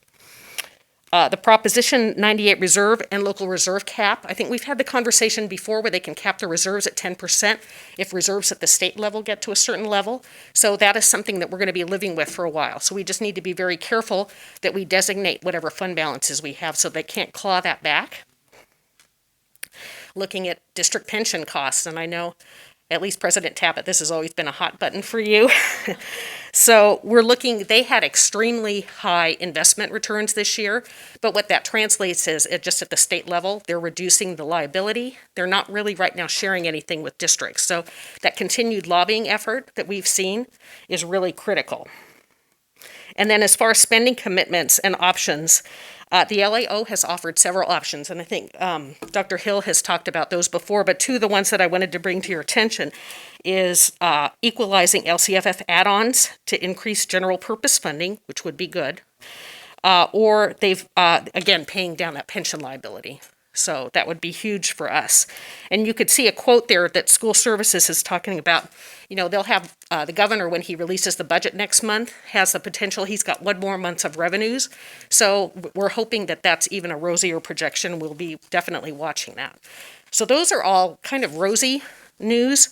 But when you look at the next slide, we talk about the fiscal cliff. So the legislature had its first discussion regarding the financial and ADA cliff back on November 30th. And that hold harmless provision, which we've talked about, and I believe you mentioned tonight, Mr. Ferguson, goes away. So we're going back to our enrollment. We've been held harmless the last couple years, and next year reality sets in, and we'll go through in a few slides, we'll look at what our budget enrollment was based on. And that drives our LCFF revenue, which is our biggest source of revenue. Legislators are looking at how we can do a soft landing because that fiscal cliff is pretty severe, as you'll see when we look at the multi-year projection. So there's many options that they're out there that they're talking about, using a 3-year rolling average for ADA, for average daily attendance, or bulking up the LCFF base grant in 22-23, or perhaps using enrollment instead of ADA. And I think the consensus on that is it really doesn't do anything for districts. It just isn't helpful. So we'll look and see, really critical to look in January to see what the governor comes out with. So the next slide shows the Proposition 98 funding. You can see on an increasing tier with the green graph, but offset by the huge decline in attendance when you see when you talk about a cliff falling off.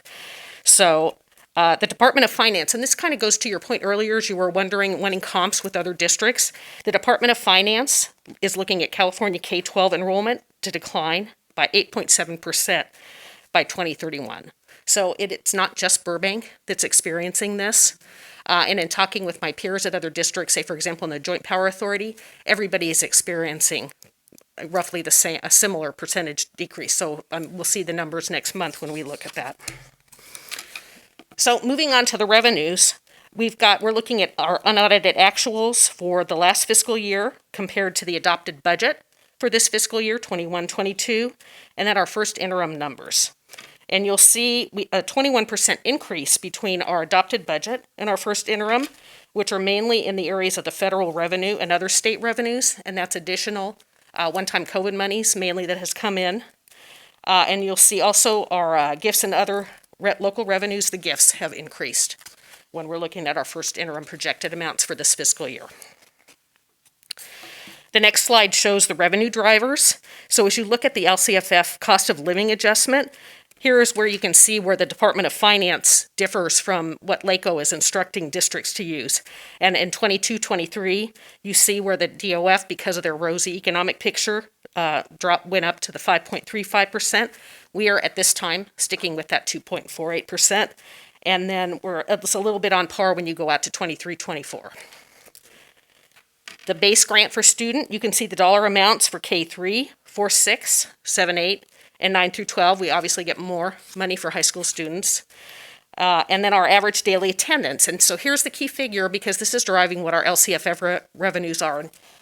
Ms. Lowe can tell you that in running through it's a massive Excel document where you put in all kinds of data and it tells you what amount of money you're getting. These are the numbers that we are using. So, and average daily attendance as compared with enrollment, we usually use a factor of 96%.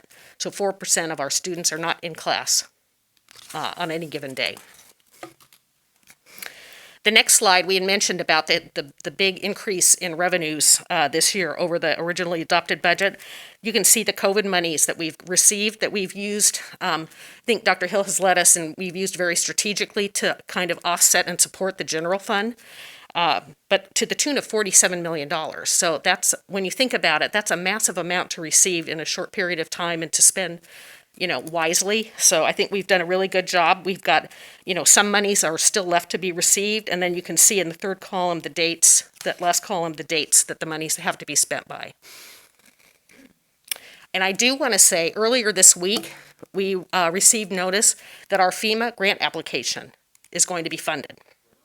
So that originally was approved because we were hoping that the testing was going to continue through December 31st, and obviously we cut that short because FEMA kept, dragging their feet, and we didn't want to overextend.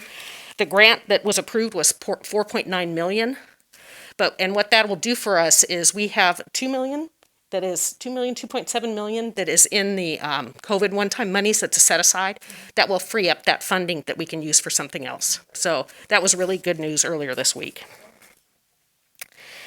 The next slide shows the impact of declining enrollment on supplemental grant funding. So supplemental funding is received for students who are English learners, receive free or reduced price meals, and our foster youth. So when you look at the chart, you can see where our percentage is dropping. And a lot of that can be attributed to the fact that the applications really aren't required. We're feeding every kid for free, every kid. So they're not, and that drives, unfortunately, the supplemental grant formula, and it drives the E-rate discount that we get when we, use those funds to leverage for technology, infrastructure expenditures. So this was really critical, and we've done what we can. The district has done phone calls and outreach to try to get people. This would be another great thing to get hold harmless on, though, because every district is in the same boat. So this next page is a bar graph. It's a little bit of a different presentation of what Dr. Paramo presented earlier as far as enrollment. So looking over this 3-year period, you can see where overall we are declining. The interdistrict permits do help offset that, but even when countering those in, and even with the increase in 21-22, we are still declining. So moving on to our expenditures, again, we're comparing unaudited actuals from last fiscal year to our adopted budget, and then our first interim numbers this year and what the projections look like for the year. And again, on the expenditure side, it's mirroring the increase in revenues, where you can see the books and supplies and our services and other operating expenditures have been mainly increased due to COVID-related expenditures using that funding. So the next slide shows the expenditure drivers. So again, favorite topic is PERS and STIRS, and you can just see the incredible increase over this 3-year period with, and it's just PERS, that 27.1%, that's 27% of salaries that we're having to contribute. So that, again, is a huge area where, if we could get the state, when they talk about mitigations and trying to, help districts weather this fiscal cliff, would be huge. And then the second chart shows our special education contribution, which you can see increasing. And Paulette Koss, who's our special ed director, has talked about the special ed numbers increasing. So this, as we look at what's driving this, we'll have to and do what we can to keep those costs down, but we need to take care of those kids. And then just some of the miscellaneous assumptions. And I don't know if you'll remember from last fiscal year with the unemployment insurance rate, they bumped us up from 0.05% up to 1.23%, and they really got their cages rattled. So they dropped it back down to the 0.5%. Which is much more affordable, but still significantly more than what we were contributing. Health insurance increase is pretty standard at the 2% increase every year. And then you can see the California CPI, which is applied towards all our expenditures to increase that. The next slide shows our expenditure differences, and just, some of the couple that I'd like to point out is, again, the STIRS and PERS increases, and then our one-time COVID funding expenditures are really what's driving that increase. Slide 16 shows our contributions to other funds and other resources here. You can see the special ed again, which is on the increase all the way up to $24.5 million when you're looking at 23-24. Routine restricted maintenance is 3% of expenditures, so you can see as the expenditures, it's going to track along with the expenditure increase. And our district rentals revenue, which offsets those. So that is really our parking lot that is behind Providencia, which unfortunately we are losing that tenant. They're moving on and have canceled the lease December 31st. So that parking lot, we will lose that revenue stream. But we also have rented the house on Lamer. So that has increased, which is good news. Then looking at some of the miscellaneous funds aside from the general fund. So you've got our adult education fund, Child Development Fund, and the Child Nutrition Fund. Only one fund, Fund 12, where we're having to transfer money in to cover a deficit. So, and that is mainly due to ATB. But you can see where the fund balances on all of those are healthy, so that is a good sign. Question, Yes, Ms. Kekta, absolutely. on especially these funds. Can you clarify if, like, for instance, the Adult Education Fund, I know historically the board in times of fiscal strife has borrowed from that fund. Do we have to borrow, or can we can take? We can borrow, we cannot take. Okay. So it's a loan. Yeah, and in fact, if you remember back in June when we did the budget adoption, you authorized us to be able to borrow cash. So if we have a cash flow problem, say in the general fund, we can move that money over to offset that. Okay. Temporarily, and there's restrictive payback rules where it has to be paid back depending on when the loan happens by the end of the fiscal year, or it can carry over. So there is no way that adult education can do profit sharing with general fund? Not that I'm aware. I can ask around, but not that I'm aware. Okay. Dr. Hill? Okay. Good questions. I'll tie the box. Creative, innovative, right? Ms. Kekta, I had a question. Yeah. So I know that there are, the state is coming with some surplus again. Yes, 31, yeah. So are we projecting anything that we might receive additionally? Going back to that slide talking about the rosy projections, it could mean as much as $13 billion to K-12. And that would be paid over a 3-year period. Again, strings or no strings, we don't know. But they can also take that out of the whole bucket for the reserve bucket and do capital expenditures. And so again, that's probably another lobbying effort that could be made to our legislators and the governor to say, please send it to districts. Yeah.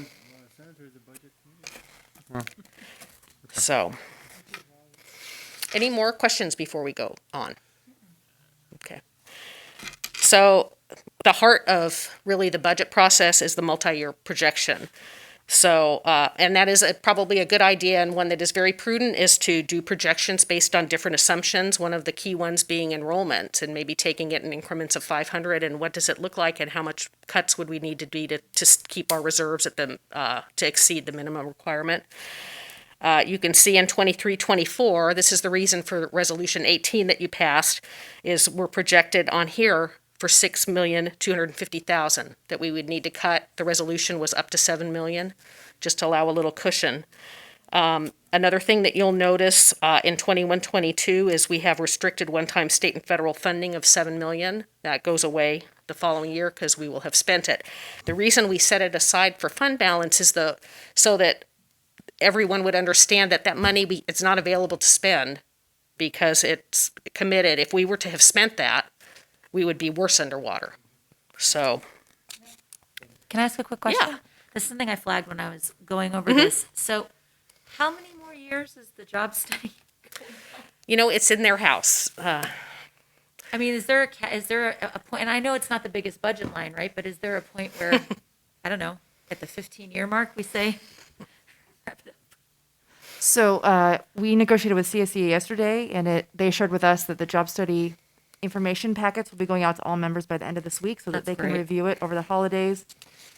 It's a large process through CSEA. They'll have to have a chapter meeting to share the presentation, allow members to ask questions before it can go out to a vote. Mm-hmm.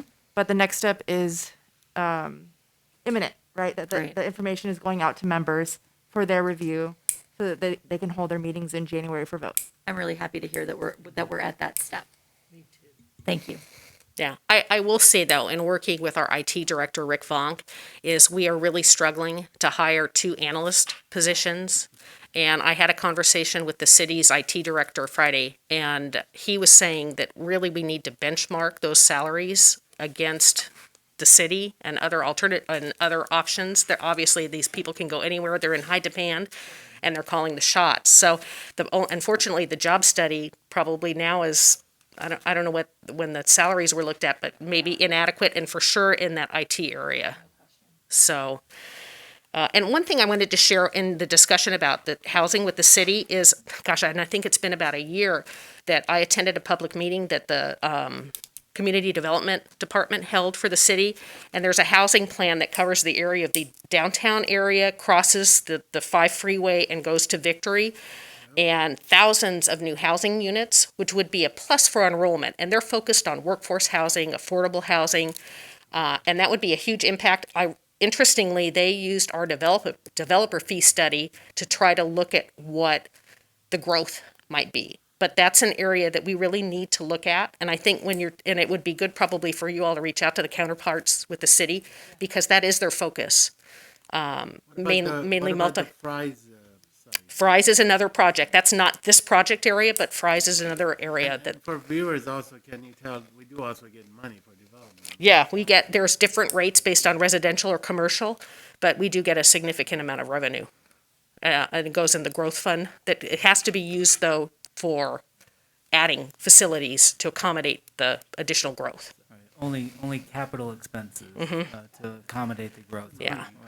But At the school site, it affects. But it wouldn't help the $6 million deficit. No, it's not. And my other question is, again, I don't want to play devil's advocate, but, we're getting all this money from the federal government now, which we generally don't because of Correct. COVID. In reality, if we hadn't gotten any of this, where would have been as of today? We would have been having to continue to make cuts. Yeah, this bought us some time, and the state was and the LAO talking about a soft landing that allowed us a softer landing. But again, it catches up with us with that fiscal cliff. Yeah. So, and then on the last line, you'll see, and I bring this up every time, and I often receive arguments coming back that 17% as a fund balance is just not realistic. However, just to again drive home, that's 8 weeks of appropriations, which is not much when you think about it. That's like 8 weeks worth of savings. And what we have now, that 3% really doesn't cover a payroll. So it is a little bit scary when you look at that. We have 6%. We have 6%. Though, we have 6% now. There's the 3% Correct. plus the board. Yeah. Okay. So. And then Slide 19 has the challenges. So again, we're looking at that ongoing structural deficit. We also have adopted that fiscal stabilization plan, which we appreciate you adopting. And we've already made several $million of cuts. So for example, in 2019-20, we cut 3.8 million, and in 2020-21, we cut 4.5 million. So we've already, I mean, that's a huge portion. It really decimates our programs, our people. So how you look at that and what that kind of leads to the next bullet's point is with salaries and benefits adding up to 83% of the budget, at some point it's going to affect staffing levels. And I will share, the Budget Advisory Committee, though, spent a meeting discussing class sizes, and really the consensus was they did not want to cut class sizes, but that there's room to manage better. And I think we've done that a little bit better, is manage up to that 30.5 that is the negotiated maximum size, average class size across the district. Okay. So and again, we've talked about the state hold harmless that is going away, that it really has protected us the last couple of years. And then looking at that free meal service that is going to affect our supplemental grant and our E-rate discount. So those are going to be some of the challenges that we're looking at. And with that, that's the end of the presentation, and happy to answer any additional questions that you might have. Thank you, Ms. Kutka. Anyone have an additional question? Mr. Ferguson? Thank you as always. This is a lot of work. So again, just thank you, and making sure we have a fairly comprehensive understanding of kind of the 80 challenges coming for us in the tall grass. So I think, one of the things we requested or we agendized is additional study sessions moving forward. Mm-hmm. There's a few reasons for that. Obviously, March 15th, we own positions after March 15th, so any discussions really need to happen prior to that. So, right. And we come out of break and we're already halfway through January. It gets to be crunch time very quickly. And this is not a budget, I think, where we can afford to just survive. We need to start making structural changes. I think that's for us as a board to really work through. But to kind of start the work in the study sessions, what I hope is that we can kind of convey tonight some priorities. One, potentially, what does a budget look like that gets reserves to 10% over the next 5 years? Understanding that there is no backup, and the need to raise that is significant. What does it look like to get to 12%? What does that look like? Second, I've previously talked about a compensation plan. Again, how we are targeting salaries, how we are building for salaries in the long term. We may need to be cutting to add for the long term, or to remain competitive for the long term. It's a multifaceted solution. We have to augment enrollment, period. So the dual enrollment, I think, is a big part of that. I think the middle college process, and that we've put aside funding to try and explore, could be a part of that solution. Mm-hmm. Returning enrollment, let's say that makes out 20%. We still have 400 or so to make up. So, cutting 2 million, 3 million maybe handles 200 of that, 300 of that, right? So this is where it's manageable, but it's hard, and it's getting increasingly so. So, for instance, also exploring, we did a little bit with the career centers, or, again, like attendance specialists. Can that be consolidated to one central core place? I don't know. And when I say this, I'm not trying to devalue anybody's role, but we are at a point where we have to cut, and we have to stabilize this budget, or else the cuts will be much more severe than our kids deserve. So first, again, building reserves to a 10 or 12% over a period of time that's doable. Second, a compensation plan of some sort. Just those two, I think. We may need to have a more specialized report for the study sessions, and maybe looking at by department what that department costs in salaries. Maybe important to look at FTEs and the salary costs. Yes, Mm-hmm. kind of be able to break that down and able to see, compartmentalize, where the money's going, and then what cuts would look like to that. You kind of need to know the ground, and then how to build from there. So if we could have that for our study session, which is coming in February or March? February. That's not a lot of time between that and March 15th. So if we could get docs as soon as possible Sure. on the study session, just so we could, proactively engage with staff in behind the scenes. Contrary to public, we do challenge one another. We do, but it is in a lot of the subcommittee work. So, and also that the budget subcommittee continue to kind of work through some of this and keep trial and error. One thing too to keep in mind is, so we're looking at that $6 million that we would want to cut. If we cut $2 million this first year, then that's $2 million next year and $2 million next year. So the sooner some of these strategic decisions are made, then that carries forward. So it's kind of that smooth landing. Yeah. So developing a glide path should also be a priority, but really it's not. But I also want to, again, at one point we have to accept, just based on, again, going back to the housing, we were kind of expecting this attrition. So how are we preparing ourselves? And then, if there are some projects, even if they start tomorrow, it's not like it's going to be done tomorrow. Correct. The city's plan is like Exactly. over a So 10-year I'm trying horizon. to figure out, just based on, again, where we are, just because of how Burbank is, no development, very limited. Right. I'm just curious, do we have a plan that at one point we're going to say, you know what, just the way this is going, it's a pattern. Yeah, you can blame COVID, but you can't blame COVID for this much of it. This was kind of expected. Well, as far we as were I'm declining concerned. in enrollment before Right. COVID happened. So, Yeah, and again, I exactly. think that mirrors what's happening in California, where California is losing people. 14% last month. So my question is eventually, again, what are the other alternatives we're looking at? I know you don't like to hear the word selling, no. But at the same time, partnerships, working together. I like some of the ideas that was thrown. Getting creative, because our challenges also, I've always said too, we also are a middle class community. We don't get, we're not, singing to the choir here. But I think eventually at one point, we need to sound the alarms if it's necessary in terms of knowing where we are. And there is attrition of teachers now, and that's happening too. So anyways, thank you. This was a really good presentation. Thank you, Dr. Agakanian. Any further questions? Thanks to you both. Okay. Yeah, thank you. Yes. Thank you. We still need a motion. Oh, Nope, we didn't. we did not.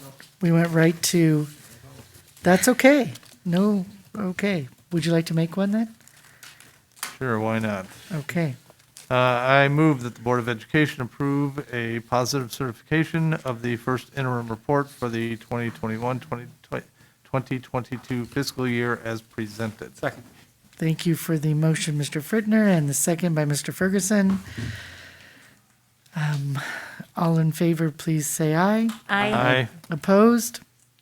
Motion carries 5-0. Thank you. Moving on to 14F, approval of school sites 2021-2022 school plans for student achievement. President Tabbitt. Mr. Ferguson. I will move the Board of Education approve the school sites 2021-2022 school plans for student achievement as presented. Second. Thank you for the motion and the second, Dr. Weisberg. Do we have any discussion? All right. All those in favor, please say aye. Aye. And opposed, please say no. Motion carries 5-0. Moving on to 14G, approval of minimum wage increase. President Tabbitt. Mr. Ferguson.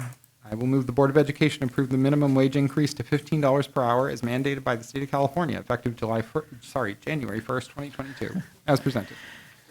Thank you for the motion and the second, Dr. Agakanian. Any discussion?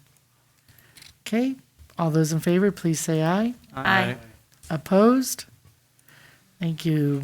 Motion carries 5-0. 14H, adoption of Resolution 19 for the elimination or reduction of services for classified positions. President Tabbitt. Mr. Ferguson. Both Steves have been, promoted twice, just saying. So I will move It'll the board- happen more often, I assure you, but I have the doctors on the left and the misters on the right. There you go. Yeah, dividing our board already. Here we go. Yeah, it's I will move that the Board of Education adopt Resolution 19 for the elimination or reduction of services for classified positions as presented. Second. Thank you for the motion. And the second, I'm going to go with Mr. Frittner this time. Dr. Agakanian, I thank you. Any discussion? Questions? Thank you. All in favor, please say aye. Aye. And opposed, please say no. Motion carries 5-0. Thank you.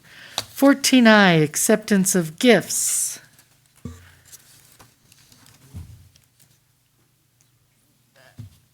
President Tabbitt. I'm like, yes. I Dr. move Weisberg.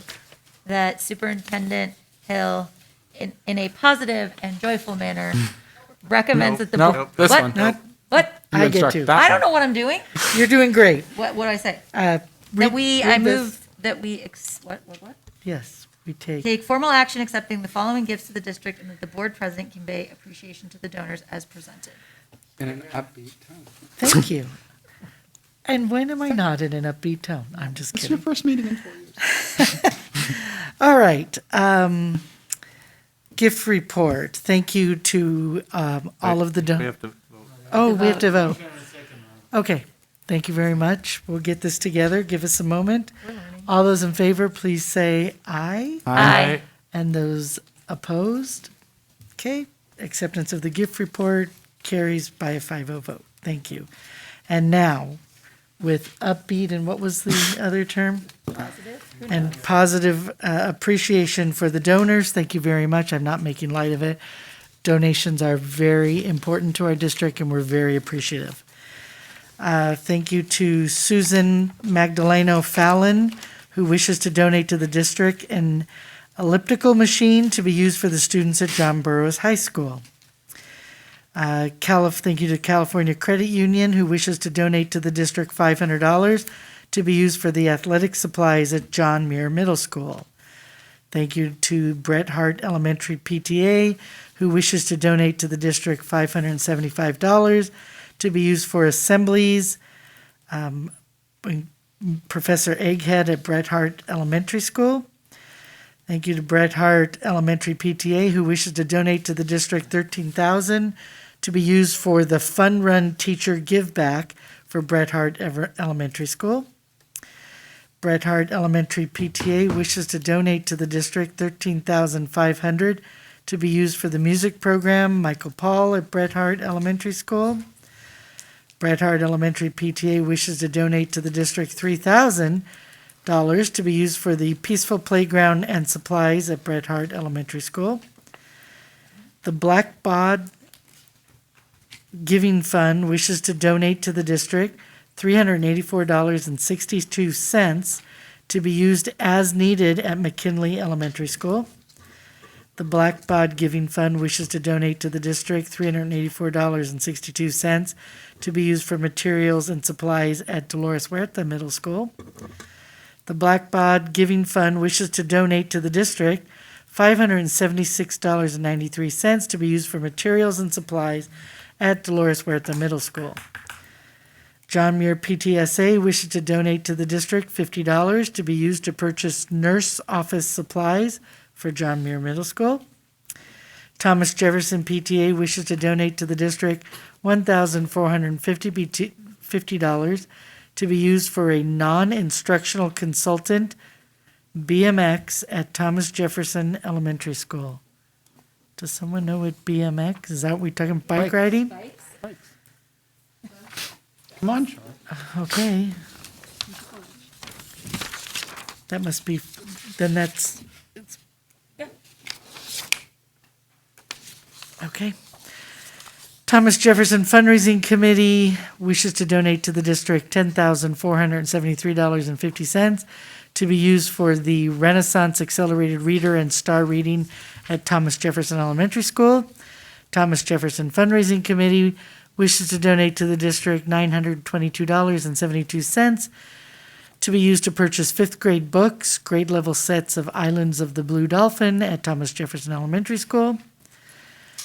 Thomas Jefferson Fundraising Committee wishes to donate to the district $1,204.23 to be used to pay bills and reimburse gift card and T-shirt at Thomas Jefferson Elementary School. Thomas Jefferson Fundraising Committee wishes to donate to the district $2,300 to be used for materials and supplies at Thomas Jefferson Elementary School. Thomas Jefferson Fundraising Committee wishes to donate to the district $1,400 to be used for the Ned Show at Thomas Jefferson Elementary School. Theodore Roosevelt Elementary PTA wishes to donate to the district $5,000 to be used for buses, for field trips, and entry fees at Theodore Roosevelt Elementary School. Actually, by Theodore Roosevelt Elementary School. Theodore Roosevelt Elementary PTA wishes to donate to the district $4,000 to be used for musical revenue, director expenses at Theodore Roosevelt Elementary School. Theodore Roosevelt Elementary PTA wishes to donate to the district $1,655 to be used for Imagination Machine Writing Assembly at Theodore Roosevelt Elementary School. Theodore Roosevelt Elementary PTA wishes to donate to the district $1,548 to be used for Ceramic Days at Theodore Roosevelt Elementary School. Theodore Roosevelt Elementary PTA wishes to donate to the district $600 to be used for the violin assembly performance by Niv Askenazi at Theodore Roosevelt Elementary School. Sorry for my mispronunciation. Thomas Edison Fundraising Committee wishes to donate to the district $5,000 to pay for teacher reimbursements at Thomas and Edison Elementary School. John Burroughs class of 1957 wishes to donate to the district $3,259.21 to pay for updating the school security cameras at John Burroughs High School. Thank you. Team Jaguar Fundraising Committee wishes to donate to the district $60,000 to be used for materials and supplies at Joaquin Miller Elementary School. Netflix Productions, LLC, wishes to donate to the district $5,000 to be used as needed at John Muir Middle School. The Benevity Community Impact Fund wishes to donate to the district $70.20 to be used at the school's discretion for Providencia Elementary School. Providencia Elementary PTA wishes to donate to the district $17,453.94 to be used for the music program at Providencia Elementary School. George Washington PTA wishes to donate to the district $7,500 to be used for field trips and teacher supplies at George Washington Elementary School. Albert Hernandez wishes to donate to the district $100 to be used for materials and supplies at George Washington Elementary School. And Andrea, the final last one, Andrea Kennedy, wishes to donate to the district $250 to be used to purchase materials and supplies for classroom K1 and K2 at Joaquin Miller Elementary School. That's a gift report. Thank you very much to all the donors. Very appreciated. President? Yes. I will move consent calendar items 15A through 15AA. Thank you very much for doing that. And for the second, Dr. Agakanian. Anyone, no needs to pull? Okay. All those in favor, please say aye. Aye. Unopposed? Motion carries for the approval of the consent agenda 5-0. Let me move forward. We see where we go. No, not yet. Oh, yes. I do have a retirement, and this one is very near and dear to my heart. We will greatly miss, not that we don't miss all our retirees and wish them all well, but I especially do this to my friend Kathy Yeager, the coordinator, senior administrative assistant, Everybody and in charge of the use of facilities, right? She was amazing, and we thank her for her years of service. She began working for the district in May of 1992. So, best of luck, Already Kathy. feeling her missing at the SFOC meeting. Yes, because she takes minutes at the SFOC meeting and generally keeps things running. right. Always kind, always considerate, just an amazingly lovely human being. So thank you again, Kathy, for your years of service. We will miss you. Okay, now finally, request to address the board. Yes, we did it. I have blue cards. You may continue to turn in blue cards as I call names and we hear from our folks. And then the superintendent and the board members can comment afterwards. So we will start with Andrew Francisco, followed by Susan Francisco. Hi, everybody. I just need to pull up my... You take your time, young man. Okay. Hello, my name is Andrew Francisco, and I'm a member of the pilot year of the DI program, which is what I'd like to address all of you about. My biggest frustration is that you expect us to show integrity, honesty, and kindness, and you have failed to demonstrate this yourselves with this program. I am disappointed that I have to say that. We have worked for 8.5 years with the state seal of biliteracy as our end goal, and you say it was never promised. Our program was a crown jewel for this district, as we show up for events, drawing hundreds to a waiting list. The entire time we were in this program, we came to the district to represent all of what the program offers, and have been respectful and courteous, and my younger peers are identical in their conviction and effort. Based on what has been happening as recently, at your best you've been thinking of appearance. Now that that has been said, I do have an idea of how to fix this. As I see it, there are 3 ways. 1, accept the old idea. 2, make a new plan. Or 3, give up and look all of us in the eyes and tell us what is going to happen. Truthfully, and giving us the whole story.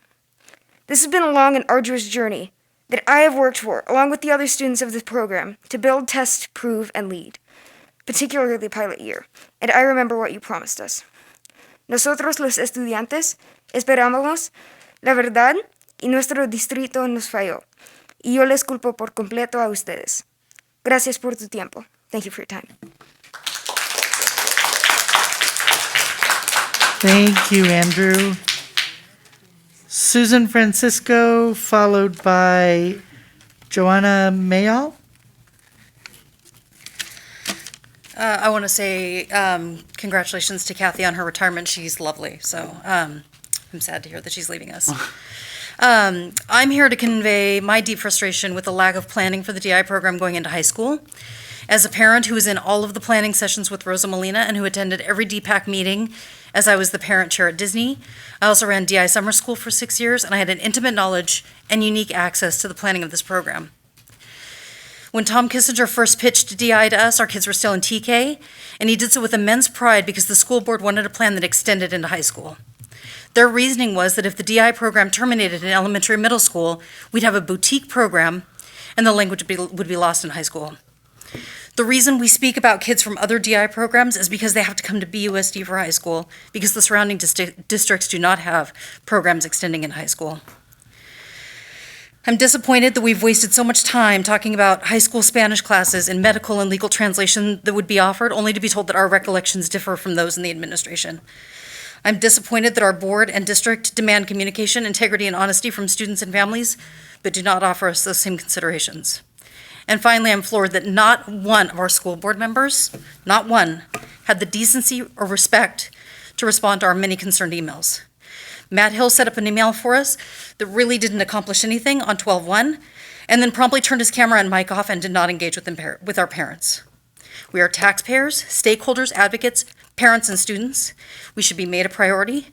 We are the people who elect all of you, and we pay your paycheck. I expect more honesty and transparency regarding all items concerning my kids and my district.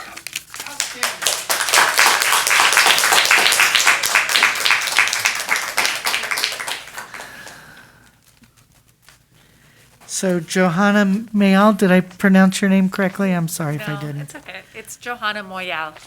Johanna Moyal, thank you. And followed by Heidi Miller. Okay, hi. Good evening. I too am here to talk about dual immersion. Okay, so I'm here despite my immense discomfort in public speaking to address the failing dual immersion program. I want to ensure that everything discussed here is a matter of record for all to hear and recognize the next time your elected positions come up for vote. First, I want to start by saying that the programs of TK and dual immersion instituted my initial faith in the Burbank Unified School District. The TK pilot program that we were a part of was strong and gave our daughter an educational foundation that she uses today. Because of the success of that program, continuing with the new dual immersion program was a no-brainer. During the beginning stages of DI, Dr. Kissinger and other program administrators communicated the long-term plan, teacher choices and expectations, and notes from the school board to the parents who had committed to the pilot program, thus creating an educational partnership. With expectations high and a belief intact, we moved and purchased a home in Burbank when our daughter was in 3rd grade and our son was entering the DI kindergarten program to ensure our continued commitment to this partnership. Now this partnership has ceased to exist. The original promise was a program from kindergarten through 12th grade per the school board's demand. A seal of biliteracy culminating in grades 5th, 8th, and 12th grade, real-world advanced Spanish classes, like Susan had mentioned, the medical or legal translations, things that they could use, and a continued support for our students in the program through 12th grade. In reality, there has been zero support, particularly for middle school teachers, and obviously, as we now see, our high school teachers will be in the same boat.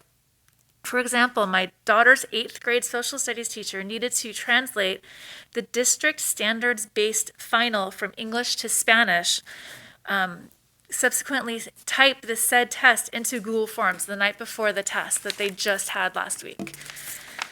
So it could be administered in the target language of the class. Where was her support from the district? Why did she have to do that?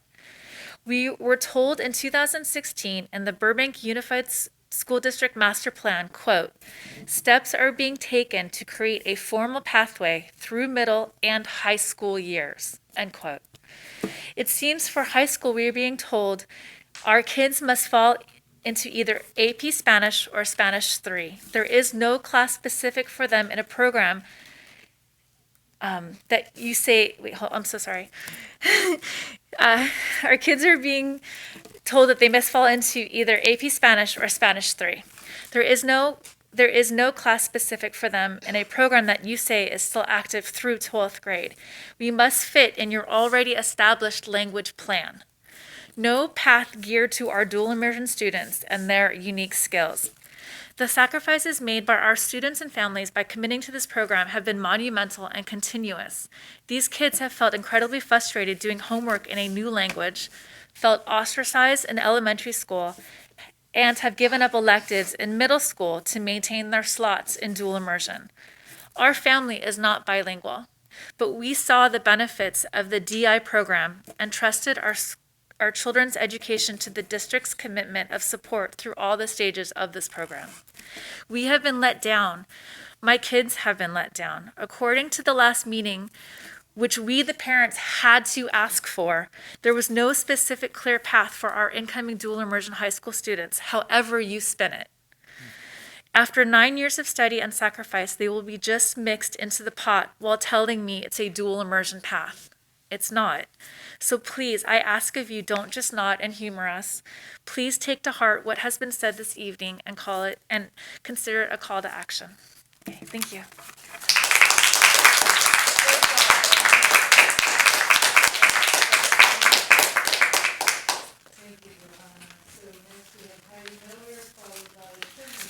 Yes. Good evening. It seems like just yesterday that my twins started in the dual immersion program at Disney. They're in the 2nd class. And they started in 2014, and now they're in 7th grade at Huerta. At that time, Tom Kissinger painted a picture of a program that lasted through high school. He told me that the board insisted on a program that included high school rather than one that just extended to 8th grade. I attended dual immersion PAC meetings where the district hired consultants. Rosa Molina laid out a plan through high school that showed eligible kids earning biliteracy awards when graduating elementary and middle school and high school. So imagine my dismay when my girls were in 6th grade to find that there was no coordination whatsoever between the elementary school teachers and the middle school teachers. My girls in 6th grade were doing work that they had done in 2nd and 4th grade. That's outrageous. Yes, of course, last year was an unprecedented year. Of course, which is why I kind of didn't say anything until January when I found out that the social studies teacher and the Spanish teacher were basically assigning the same assignments.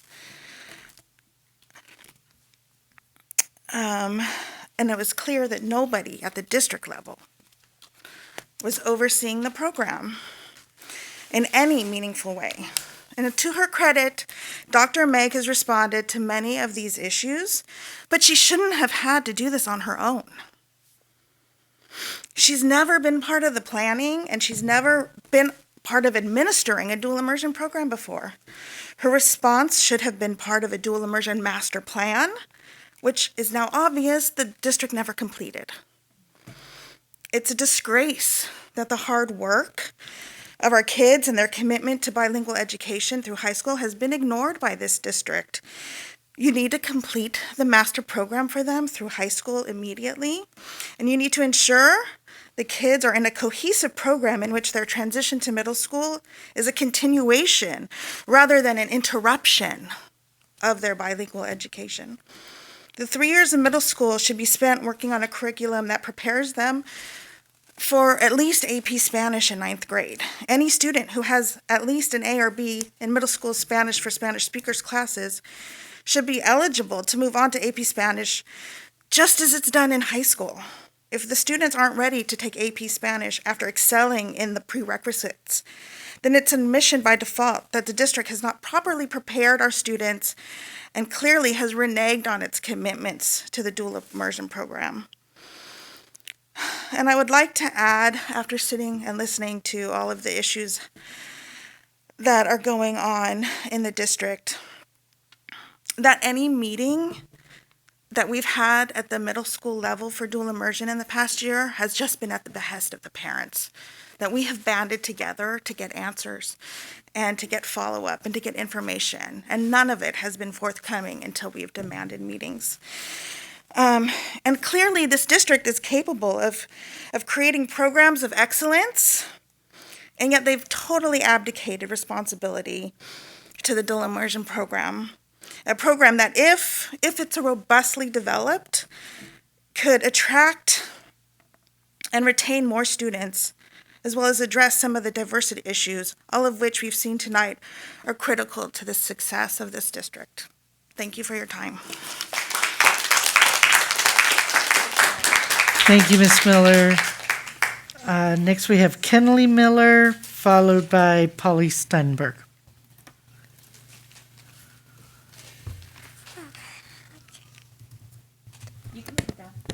Thank you. I've been in the dual immersion. I've been in the dual immersion program since kindergarten, and for a long time I've been told that I would be put into AP Spanish, but suddenly to be told that we'd have to take an assessment to me is very frustrating. I'm giving up some very fun electives so I can continue learning a second language, which I absolutely love. I'm doing better in my Spanish elective than any of my other classes. And we've been holding up our end of the deal for a long time. To me, about 8 years. To a lot of the others in 8th grade, longer. And suddenly the rules of the game change. And I'm in 7th grade, and I'm already worrying about if I'm going to get into AP or not. And en cuarto grado, mi clase era amigo por correspondencia con los estudiantes de español AP. Tengo que decir que su escritura estaba al mismo nivel que la mía y su forma de hablar cuando nos conocimos en persona no fue tan buena como pensé que sería. To conclude, I would just really love by the end of my middle school year to have a foolproof plan so I know I can trust, that I know I can see a path that's very clear, so I know what I can plan out my future so I can have a good one. Thank you for your time. Thank you, Kenley. Next, we have Polly Stenberg, followed by Lisa Dyson.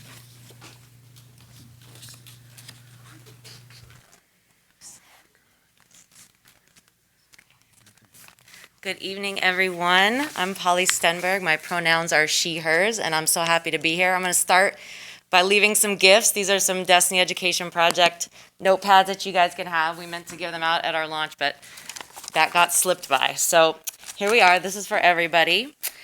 I'm a BOSD parent and co-founder of the Destiny Education Project.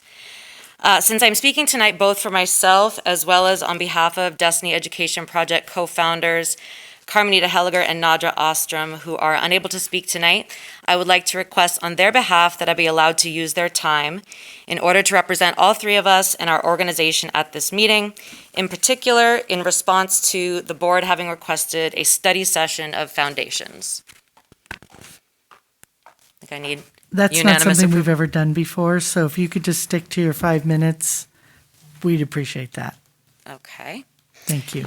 All right, so let me move through some stuff. A lot of it also, just for your information, I will submit this written then, because a lot of it stems and speaks to stuff that came up in the DEI presentation, as well as in the after conversation about housing and about accessibility and the history of racism in Burbank. So first off, I'd like to thank, so are we starting 5 minutes now or from the beginning of this conversation? Just so I know. Technically, it starts at the beginning. Okay, all right. I would like to thank the entire school board and the facilities team for your support in helping to expedite the coverage of the borough's front sign during Native American Heritage Month. Something we thought would take anywhere from $2,000 to $6,000 only ended up requiring advocacy, great conversation, a little time, and a few buckets of paint. Covering the sign meant a lot to us and our Indigenous community members. The Destiny Education Project is excited to continue to support the mascot update process as it continues in 2022. I'm going to skip down and speak to, in response to the board having requested a study session regarding fundraising and foundations, we would like to follow up on the nature of that session in order to understand what, if any, additional information would be needed from the Destiny Education Project so that we may be added to the district website, as is the case with Burbank Arts and Ed and formerly with Burbank Business Partners. We would also very much like the assistance in amplifying our work via email communication, as has been done for BAEF. This would include things such as promoting our fundraising initiatives, announcing our forthcoming panel series, which will be a collaboration with Jovan Myers and the Los Angeles County Department of Education, and sharing information about our forthcoming teacher support programs. Many community members have not yet heard of the Destiny Education Project and are unfamiliar with our mission statement and the support we aim to provide to the district, to families and students, staff, and teachers to help enact the vision as set forth in our district's anti-racist statement. We seek visibility and connectedness with all of our school administrators, the teachers in our union, with the employee resource group, with the school site DEI committees, and with all of our district families. District-wide amplification is the primary way we see these connections being achieved, as has been the case for BAEF. Once again, we applaud the Burbank Arts and Education Foundation and are humbled and grateful for their diligent work in bridging the gap, as they noted, in state funding per student as compared to LAUSD. I cannot stress enough how much we see our organizing work as happening in tandem with BAEF and the extraordinary work they have been doing for many years and continue to do. While we all know that in so many cases a steady stream of financial resources is imperative to facilitate change and often requires foundation fundraising as well as city and state level advocacy to support budget for things like teacher salaries, updating libraries, curriculum materials, and professional development programs, there is also much work to be done in this district that is not rooted in money, but in conversation, idea, and information sharing. We as a community in our anti-racist statement have officially denounced racism as the product of white default supremacy culture. This was such a critical step in the right direction and to be celebrated. Also, as a district, we are still in the very beginning stages of dismantling white supremacy's stronghold in our school and community culture. This is something that we are explicitly working towards with the Destiny Education Project and what may distinguish our work in part from other organizations supporting programs in our schools. The abolition of white supremacy requires public conversation.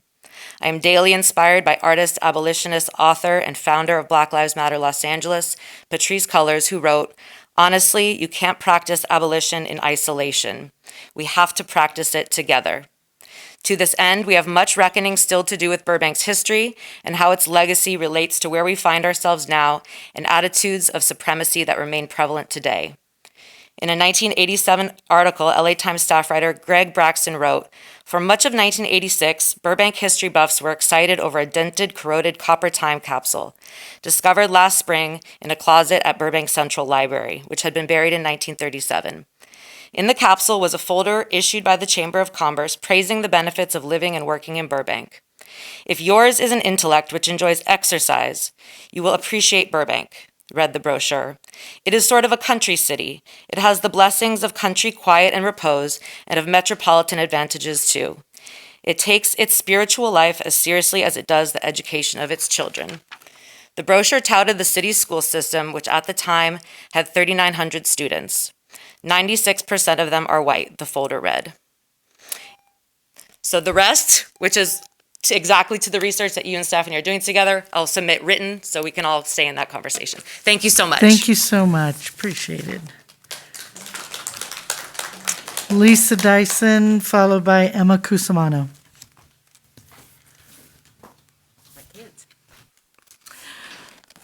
Hi, everyone. President Tabbitt and distinguished board members and staff and admin. I'm Lisa Dyson. I'm here tonight on behalf of the Destiny Education Project. This is a foundation I have seen go from a vision to a reality over the past 2 years. I have been so impressed by their founders' leadership and their compassion for our students, families, teachers, admin, staff, and all who are involved with our school community. I admire their goals to support our school sites as we address our anti-racist policy and implement that policy as a district. Their mission includes empowering our school communities by supporting and sharing diverse perspectives, both historically and present day. And by doing so, we're all learning and growing, I hope. The fact that they back up their mission statement with funding for curriculum resources for our teachers and staff so that every child in our district will feel seen and heard is an asset to our whole community. As a library coordinator, I understand firsthand how difficult it is to fund our libraries from site monies. I think we talked about that tonight. The Destiny Education Project is helping fill that need by providing grant money to John Muir Middle School to update their shelves, the goal being that any student walking into any of our site libraries to check out books will find themselves represented, will find stories about them. We are so lucky to have the Burbank Arts and Education Foundation and Destiny Education Project. Both are excellent resources to accomplish the same goal, to provide the best education for all of our students. I proudly support both of these foundations. Thank you for your time. Thank you, Lisa. Emma Cusimano, followed by Aaron Schlossman. Emma, you have handouts for us? Yes. If you would give them,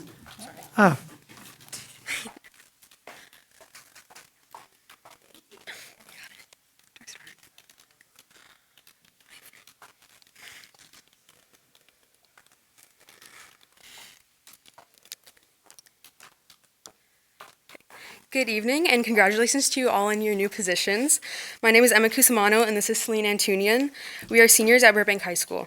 We have been victims of repeated bullying and harassment. Our reputations and characters have been compromised from the situation. Details about the case aside, we feel that the district has failed to protect us. Consequences were given but taken away, which has opened a hostile and unsafe environment for us at school and in our sports. Profits were made at the cost of our mental health and educational rights. We believe that not all of our concerns have been addressed properly, and we would like to bring awareness of the situation to the school board. We have provided evidence that has already been submitted to the district this morning, and would like to give it to you all to review later as well. Thank you.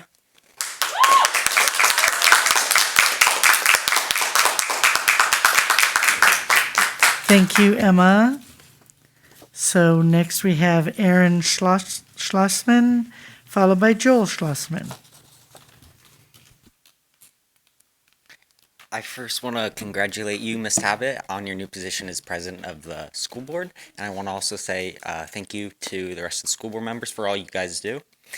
And I also want to say thank you. I also want to say thank you to the John Burroughs High School choir for their performance and singing us carols, because I think they did a spectacular, wonderful job. Sorry if I slur my words. I'm not that good at public speaking. Again, my name is Aaron Sloshman, and I work in my school cafeteria at John Burroughs High School. And doing that, I have the pleasure of seeing how things run and operate from behind the scenes. One of the things that happens at the end of each day is we throw away whatever surplus of food that we have. So whether it be pizzas, packaged food, untouched, it gets thrown away. And I just want to see if we could change that and maybe donate it or find a different way of, a different outlet, to where we can allocate those sources to someone in need, again, like a shelter. And then I started thinking about this. If we're doing this at John Burroughs High School, then we're probably doing it at the other two high schools, at the middle schools, at the elementary schools, and just seeing the amount that we throw away at our school. When I'm thinking about all these other schools, it's a mass amount of food that's being wasted. And I just wanted to see if we could do something about that or change that. And then I also wanted to say you guys recently got rid of the public speaking at the start of the meeting, and coming from a student perspective, having to wait till the very end of the meeting. I know some meetings are short, some meetings are longer. Having to wait till the very end to speak cuts into time for, I know today there's no school on tomorrow because of finals, but for weeks and next semester and years to come, for school the next day, it makes it harder to get sleep and finish homework and do those responsibilities. So that's all I wanted to say. Thank you guys for your time. Thank you, Aaron. Thank you. And last but not least, Mr. Joel Schlossman. Good evening once again, everybody. You know, Mr. Frittner, your arrogance is only surpassed by your ignorance. I fought you on the parcel tax, but only because it was ill-conceived and deceptive. You know, talking about money, we were talking about the minimum wage. You had no problem voting to give these 4 people permission to surrender their vacation days and get paid for them. And that's about $20,000 each. It was about $80,000. And that money could have been, given to these minimum wage workers. But you wanted to reward these people and put them in the same category as the superintendent who enjoys that benefit. You've done a lot of things that are off base, that are you should be really ashamed of yourself. You changed the oral communication, so all these kids have to stay here, and that happened on your watch. And they could have been home already, but they stayed, and I salute them. Now, we had some singers here. That was terrific. These kids who speak Spanish, it's worth every penny. These are the future leaders, and these are intelligent kids. So that's a highlight to hear them speak in Spanish. And Mr. Frittner, you received a plaque today, and the school district had time to make that up for you. And for years, I've been calling for something nice for the benefactors of this district. And some of those names that come to mind are the Lori Foundation, the credit union that teaches our kids, that runs a financial thing. I talked about this back when Aga Khanian was the president. He says, yeah, we can do something about that. It's never happened. I've never come to one of these meetings and seen you reward and acknowledge these beautiful benefactors. You read their names, but they get nothing.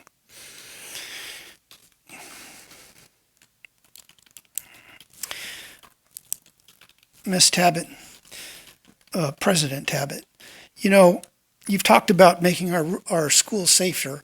It occurred to me, I was in front of Burbank High School, and one of the kids driving was spinning their wheels, and they were doing it in front of school employees, and I'm sure these employees know who these kids are.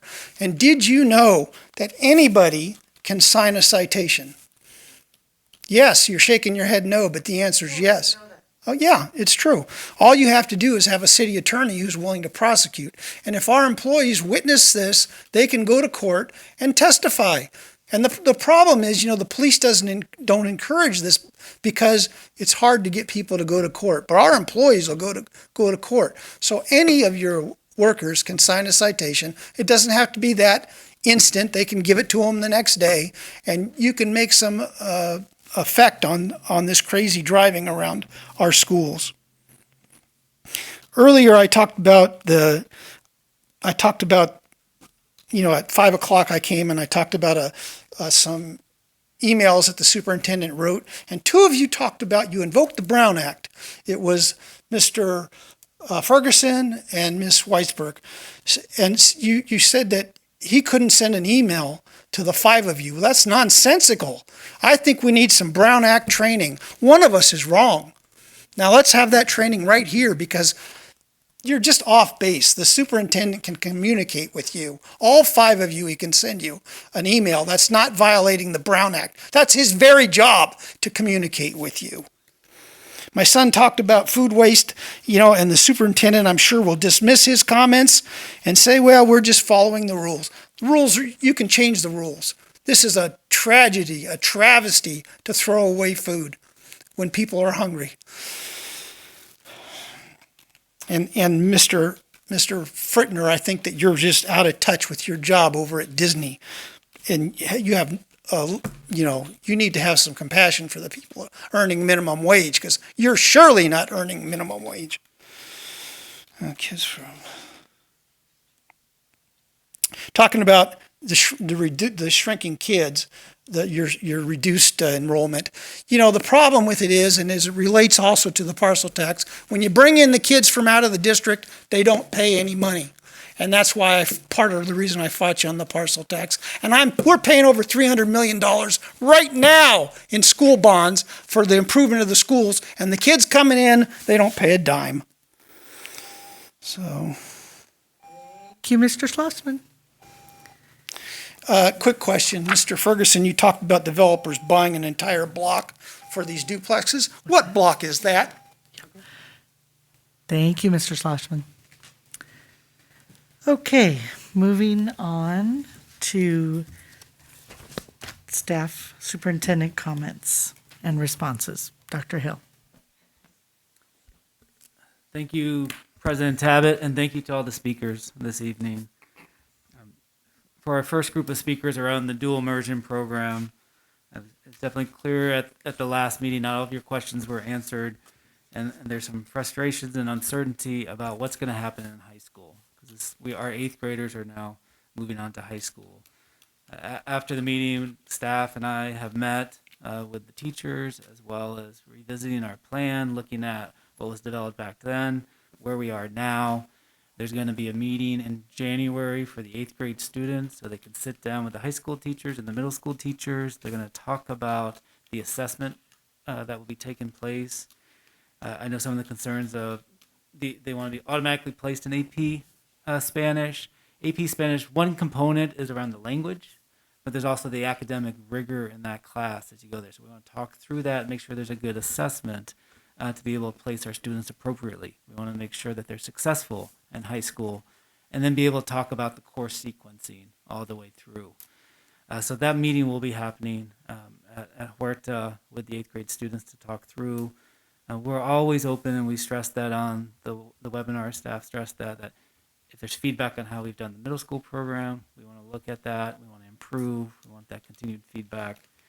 For the high school program and in the middle school, one challenge has been finding teachers that have a bilingual credential, the BCLAD, so that they can teach a subject matter course as well as do it in Spanish.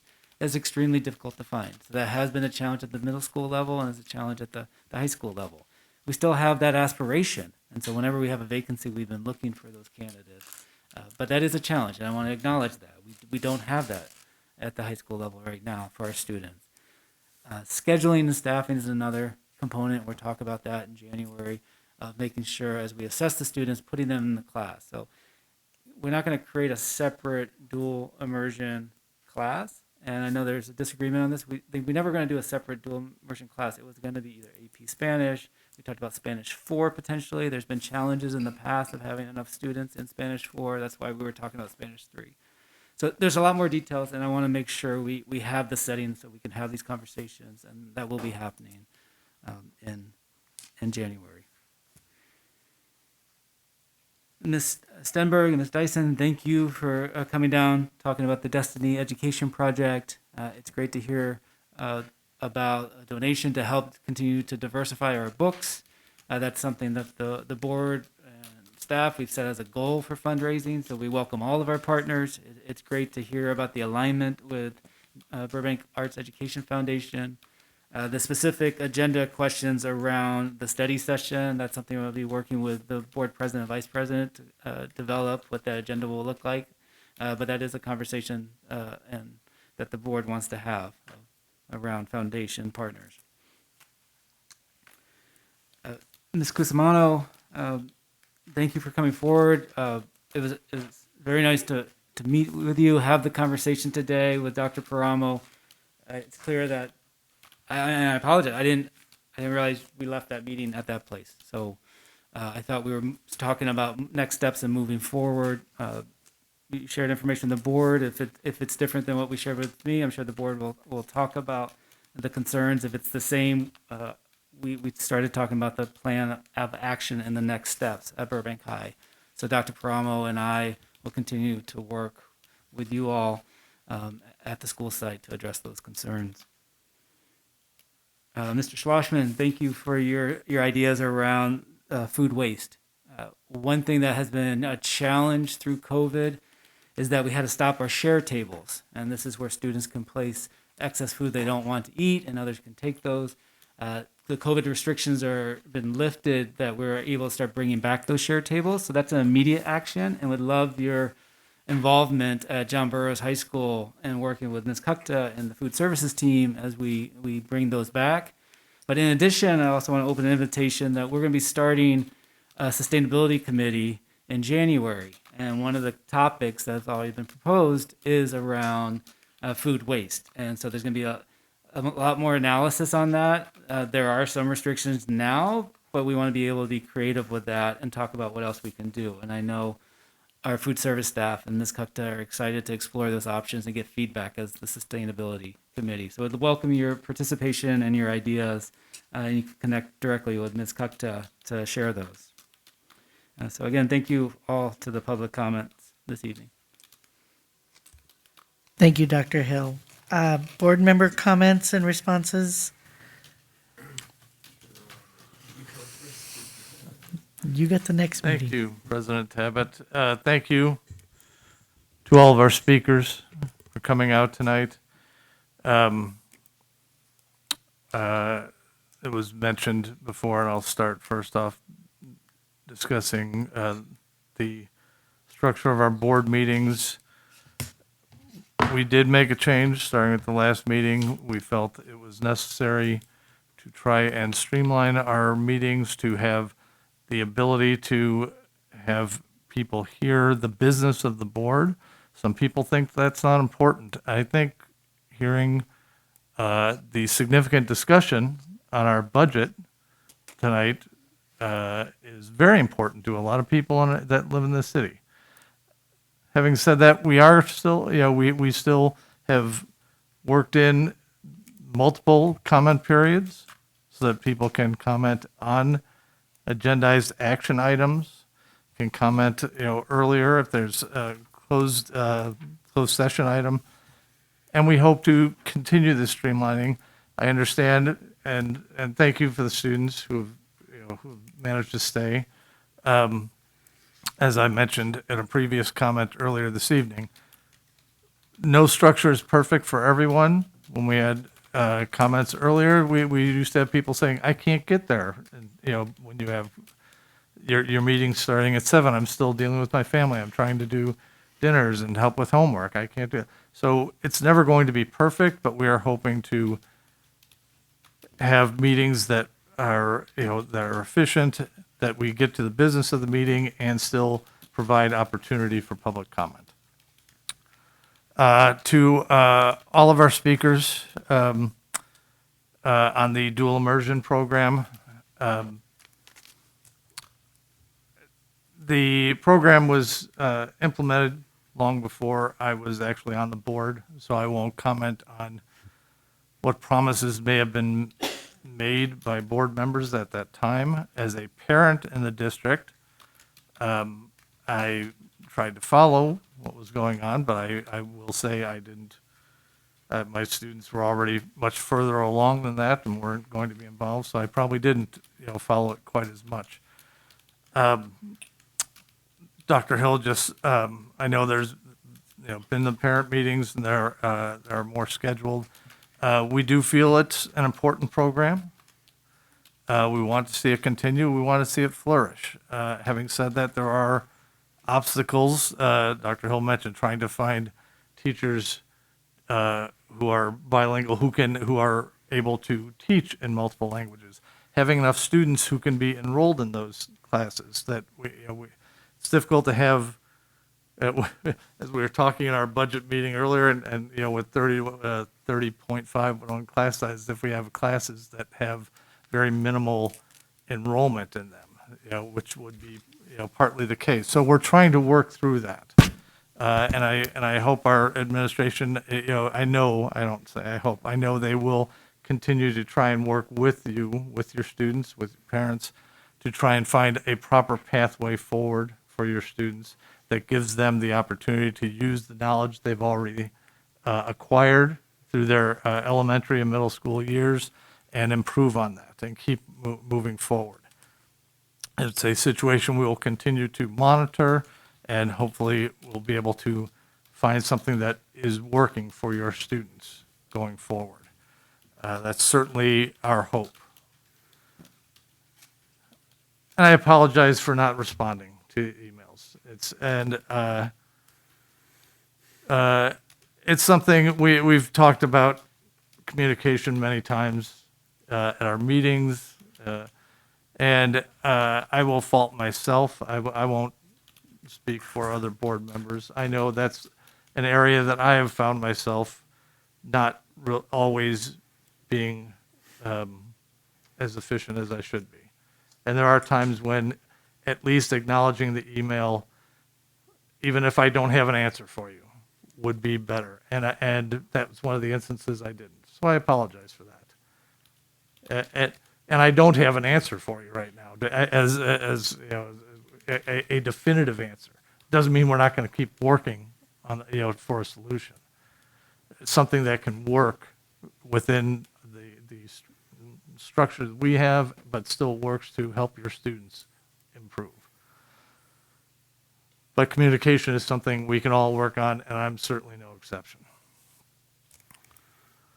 To Ms. Stenberg and Ms. Dyson, that's the education project. I think you've gotten off to a great start. In the first few months, we appreciate the contribution that's being made. The offer to help with the boroughs, as you pointed out, didn't wind up costing us nearly as much as we had anticipated with the Indian mural, but also with the contribution at Muir.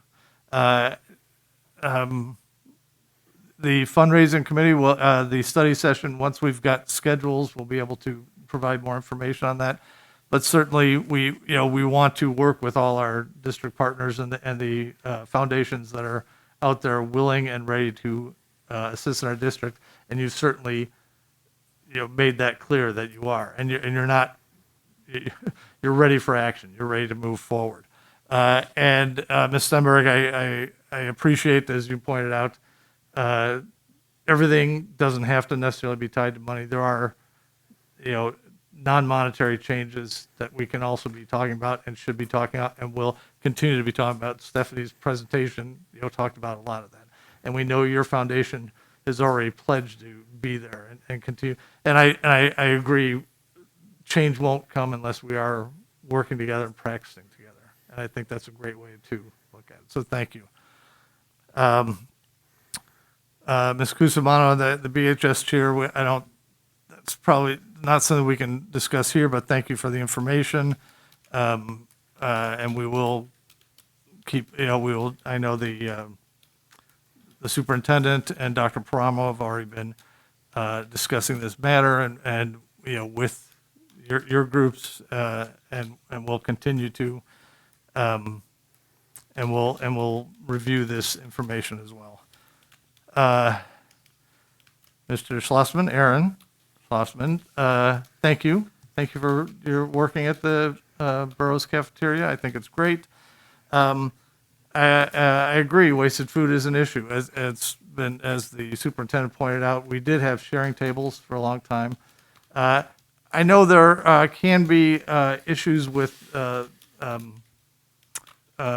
like health issue, Department of Health issues about what can be done with some food after it's been served, even if it looks like it hasn't been touched.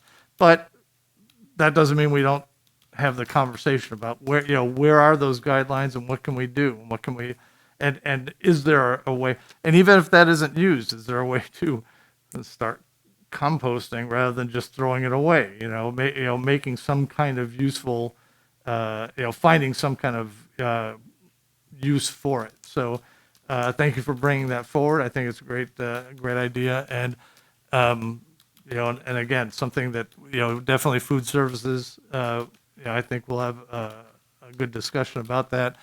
And the sustainability committee, as Dr. Hill pointed out, is forming in January. As it's gotten late, I won't really, there were a lot of events during the month of November and December I won't really go into. I'll just say I hope everyone, after, what is undoubtedly stressful and very difficult semester for students, parents, teachers, everyone. I hope everyone can enjoy their the winter break and just have a wonderful holiday season. I wish you all peace, and we'll see you in the new year. Thank you, Doctor. I did it again. Mr. Frittner. I know. Dr. Agakanian.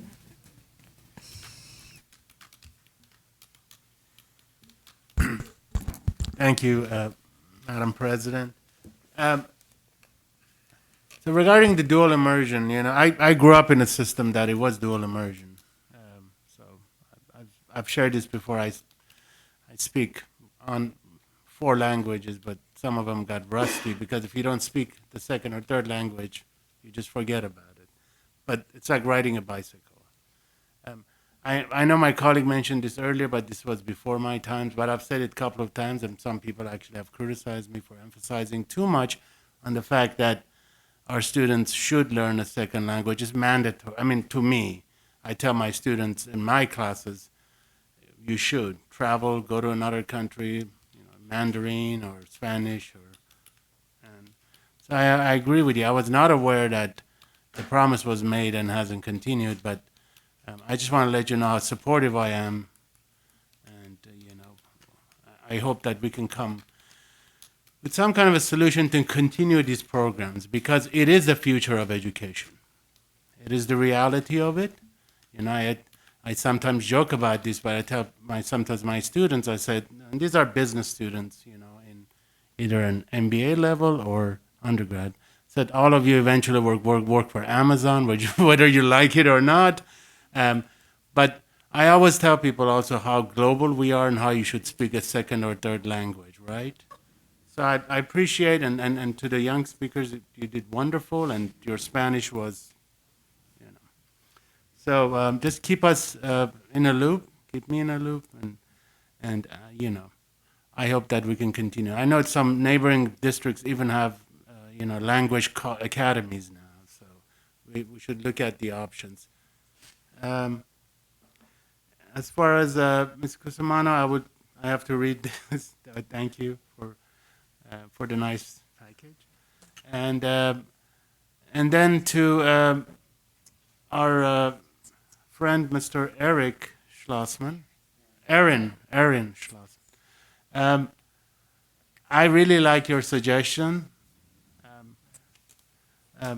but I think you should look into see if what other districts are doing possibly. Try to see if there are any other school districts that are doing something similar, in terms of saving the food, or even, I know there are restrictions involved, but there's always ways to find it. Even when it comes to grease, I did start a biodiesel program when I was at Marymount as a project of, grease being thrown away. So it eventually turned into bio, and the byproduct, if you made a mistake, was soap, if you really went wrong on the whole. So I think we should think about ideas and so maybe you should look into other districts to see if there are something similar and what we can do. But thank you for bringing that forward. That was a very good idea. And with that, I want to wish everyone, happy holidays. And thank you very much, Madam Chair. Thank you, Dr. Agakanian. Dr. Weisberg. Thank you. Dr. Weisberg, she, her, hers. I did just want to very quickly, point of privilege. So yesterday, one of the people who's inspired me most in the world of education passed away, Bell Hooks. She's somebody I look to constantly for inspiration and for education. She's a scholar, teacher, activist, super powerful. And a quote of hers I think about a lot is she says, "The classroom remains the most radical space of possibility." And I think about that all the time. So I just wanted to share a little bit about her because she's somebody who's very important to me in my growth as an educator. Mr. Andrew Francisco and Miss Kenley Miller, phenomenal. Thank you. Very powerful. I think it is incredibly difficult to get up here in front of a bunch of adults you don't really know, sitting in like fancy chairs, weirdly elevated, and to share that you aren't happy about something. And I think it's so important. It's a great lesson for all of us that you can have uncomfortable conversations, but they're still really important and they mean a lot. So I hope you will continue to have those difficult but important conversations, both of you, and that both Kenley and Andrew, you'll reach out to us. You can email us directly. I want you to feel like you can talk to us about concerns you have. So very impressed, very appreciative. Ms. Francisco, just to echo what Mr. Frittner said, and this is going to sound ridiculous, I pride myself in responding to every email. I didn't. Often, if I see a district staff member respond, I don't respond. And I think that, to Mr. Frittner's point, you still deserve a response from us. So I'm always happy to talk. I promise you, you will receive a response from me. And it's an important reminder that even when you hear from other people, you still want to hear from us too. So I appreciate that deeply. And to all of the speakers who spoke about the DI program, I'm learning a lot as I hear you speak. I do want to encourage you, please reach out again. I will answer. I'm going to learn more about it. One of the questions that I have, and I'll ask this in an email to you, is a little bit of clarification regarding the difference between, so what I hear is the frustration over the assessment. And I'm wondering, and again, we can't have a back and forth because that's not how this works, but I will email you to ask, is part of the question wanting a separate DI class, or is the question focused mostly on the assessment? So I'll reach out an email so I can better understand. I don't know if it's possible, but if the board could, or whoever wanted to, could sit in and listen in the January meeting via Zoom, cameras off. We don't have to be all weird, but it would be great just so that I can better learn and understand the program, if that's okay, and we can talk about that offline. Polly and Lisa, thank you as always. I'm not going to say anything everybody else already didn't say, but I mean, I think foundation partners are unbelievably important. I've seen your sincerity and your drive since you started, and I really look forward to having conversations about how we can make partnerships work. And it's an area that I'm learning a lot about, but I know we'll have many conversations moving forward. Thanks to you both. Emma, Ms. Cusmano, thank you. I give you my sincere word that I'm going to read through all of this. I also want to encourage you to feel comfortable reaching out to the board. I know that it is, again, a scary thing, no matter how young or old you are, to come up here and speak. But this is really thorough, and I will give it my full attention. Aaron, I love your idea. I have a couple of thoughts. Dr. Agakanian and I are the two board reps on the sustainability committee whenever that happens, and I think his suggestion to have you be on it is brilliant. Another thing is that I've been working with Councilmember Schultz to talk about issues of homelessness in Burbank, and I think sitting down and talking with him, let's the three of us sit down and talk. let's figure out a way. I know that I don't know, I'm going to preface this by saying, I don't know all the health code. However, I do know that there are groups in Burbank. There's an organization called Homemade Thursdays that goes out every Thursday and feeds people experiencing homelessness in and around Burbank. And they're just a community-led group, so I imagine they don't have the same restrictions. I don't know what the restrictions are on our end, but I think that in talking to Councilmember Schultz and talking with groups like Homemade Thursdays, we can absolutely figure out a way, hopefully, again, I don't know the legal code around health issues, but I know that there are places, if it's allowed, and at the very least, I think starting conversations with our council members and participating in the committee is going to be, your voice is going to be so valuable. And I really appreciate it. I appreciate you bringing this forward. I also appreciated, Aaron, your comment about how our shift in public comment affects our students, and also I'm sure our parents with smaller children. It's definitely something that I think we're going to talk about and think about. The goal in shifting public comment, again, was not to silence voices, but to provide an opportunity for board business so that you could learn more about what's happening in the district, which is definitely not everybody's cup of tea, but is somebody's cup of tea other than mine. However, you gave me some great food for thought tonight as far as how this structural shift affects our students. So it's given me, please know that it's given, I think, all of us something to think about and talk about. So now I hope you don't feel like, when you come up here, your comments and thoughts are not dismissed. They're heard. So thank you to all the speakers. And I think that's it. Happy holidays. Sorry, Hanukkah's over, so I keep forgetting. Hanukkah was stupid early this year, so happy holidays. Thank you, Dr. Weisberg. Mr. Ferguson. Thank you very much. We'll try and keep concise but quick. First, I will read. Thank you very much for coming down. Thanks for spending your night with us. I know it's been a long testing day, so thank you. We'll take a look. And I remember you, so thank you. That's first. On dual immersion, it's sounding like kind of a threefold problem, right? So there's the general revenue problem, which is always a problem, right? There's a hiring problem, and there's an enrollment problem. So those are three, correct? And an assessment challenge. So it's 4.5 different challenges, right? That we've got to work through. I remember how things were characterized. I can understand why, at a minimum, there's a miscommunication. On the other end, what the heck? So totally hear that. I don't know if these problems are fixable, genuinely.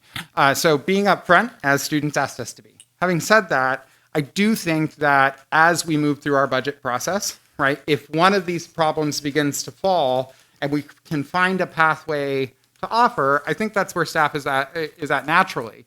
But for us tonight, what I think I can do is say, if we can have, because Dr. Weisberg serves on the DEI committee, I serve on the budget subcommittee, if we can co-join those meetings and track as we move through, and again, no promises, but that we will be attentive to it every step of the way, as it is a priority for us to have that program. It does draw folks in. Again, logistically, it may be too much with what we're trying to lift, but we can promise attention and focus on it and continued communication in that way. That's a path forward if that works for you all. There's nothing I want to take from you here at all. But it is about logistics, and thank you for sitting through our meeting a little bit tonight so you can understand the very real challenges we're managing. So again, I'd like to participate in that. If we could have invites sent to us so we can participate and sit through, that would be just really important. Thank you to all of our student speakers who, again, just blow me away. I think that's the whole point. We want people to be able to connect with, again, global communicators is always a goal. I think Dr. Agakanian has talked about this for a long time, but again, global communicators is what we hope to develop in Burbank Unified, and this program does a great job of that. So again, that's my commitment, and that's, I think, what we can continue to talk as we go through the budget process. So that's on that step. Mr. Schlossman, Aaron, first of all, great speaking. So you're doing just fine. And thanks for bringing it up. So when I was a first-year board member, I think it was first or second month, I went dumpster diving at 3 of our schools. It was a fantastic experience that made me completely miserable. Having said that, I learned a lot about what we throw out. And so a part of the discussion was about food waste.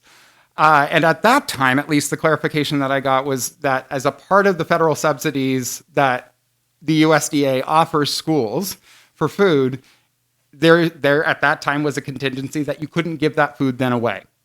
So I don't know if that's changed. That very well could have changed. But there are a lot of these kind of weird rules that aren't sensible, that don't make a ton of sense. But what we can do is if we run into one of those, I think it's important for either as a sustainability committee or wherever for us to be able to pivot and to show you somebody who can address that. A member of Congress can change FDA regulations. That's a reality, right? So things like that I don't think we should abandon your idea in any way. I think we should explore it, and I think it's a good one. And also, thank you for working for our district and representing us on the daily. To Mr. Schlossman, I was not clearly on the Brown Act. The superintendent absolutely can inform all of us. There are subcommittee roles. There are different roles that the board has through board bylaws and through, frankly, tradition, yielded to each other out of professional courtesy. And so as a result, the superintendent doesn't always have to call for a 5-0 vote. Board members can defer to subcommittee members until it can become a full team conversation, if you will, before the public for everybody to weigh in and see. So apologize if I was unclear there. But again, I think there's still overall plenty of work that we can do here. And again, just on the DEI front and on the foundation front. Thank you, Polly, for coming down. I apologize that we couldn't give you more time. It is an equity issue. We want to give everybody 5 minutes, and to yield or collect, suddenly somebody could come in and say, I represent 10 people, give me an hour. So that becomes a challenge for us when we're trying to get through a meeting. Having said that, foundation work has been really, I think you all have seen a need and you're rushing to fill that in the best way possible, and that is helping us. I think where we have to figure out, as we talk about, again, our budget scenarios and our budget problems, is that we can't not have a situation where we have 80 organizations all saying, you know what, it'd be really nice if we painted the trees blue today. So we're going to go raise money for all the blue trees. And then football suddenly can't raise money for helmets, right? And so it's not about saying no, but it is about saying strategically, how do we best work with you to identify priorities to fundraise for that are going to align with district priorities that help us move the ball, instead of putting us in a situation where you may acquire something with your funding that you worked really hard to fundraise for, that then goes into a shelf because we can't provide the staffing, et cetera, to support that. So I think that that's really important as you are a newcomer to the scene, so to speak, to make sure that, hey, we can align those expectations as a board, set those with you as we have for the Burbank Arts and Education Foundation, and again, welcome you to the ecosystem as again, either a component of this or your own project working on your own fundraising. This is where the partnership has to start. In addition to that, hopefully the conversation is also about fundraising generally, right? So we have some schools that can raise $100,000 without blinking an eye. Other schools that are begging to do $12,000. What we can't have is a foundation based off of your values helping to perpetuate inequity within the district, right? Or any foundation perpetuating inequity. And so a part of that conversation also has to include fundraising restrictions, also has to include how we raise programming for everybody as we reduce funding overall.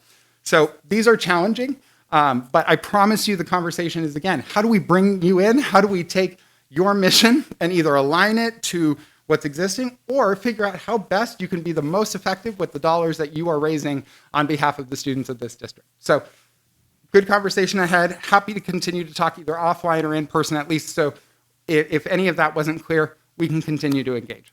Okie doke. So thank you very much, everyone. And from my pug, Winston, and I, happy holidays to everybody. Stay warm, stay fed, and just Burbank Unified, what a year.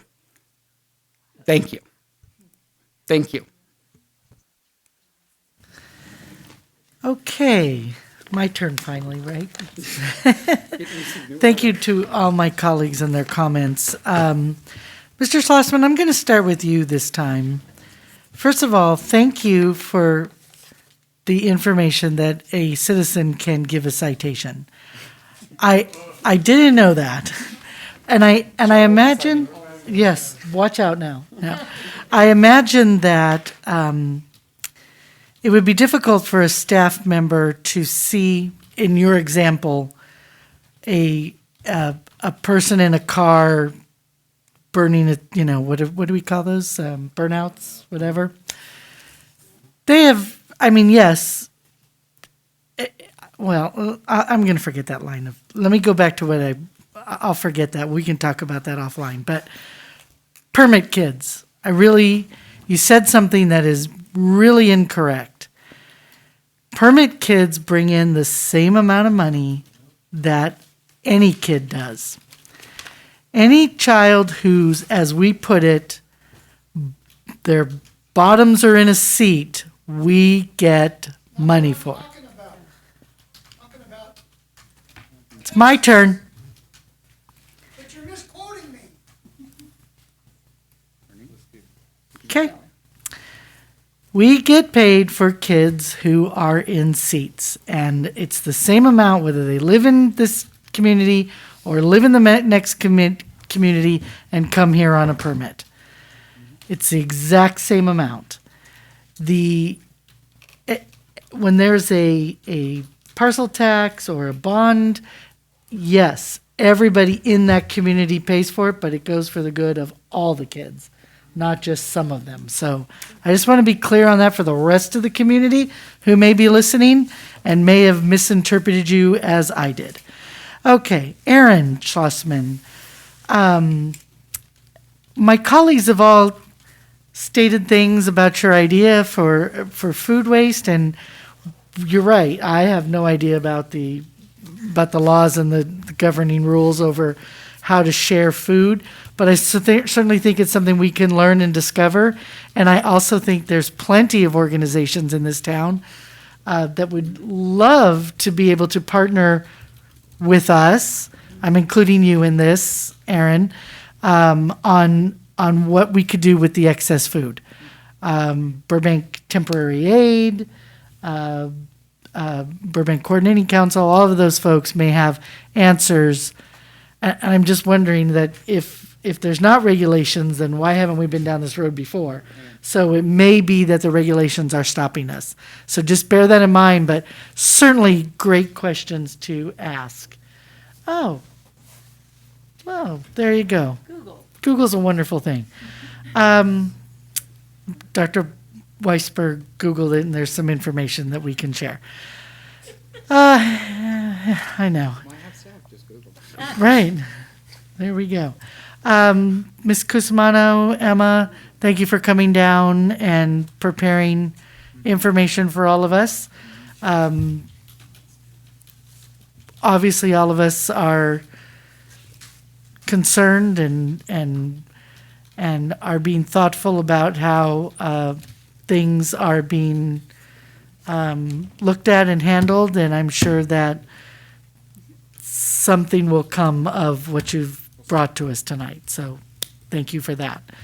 The young folks, I'm hitting the young people first, although I did do Mr. Schlossman first. Andrew Kenley, thank you very much for coming down and sharing your thoughts and ideas with us. Your Spanish is beautiful.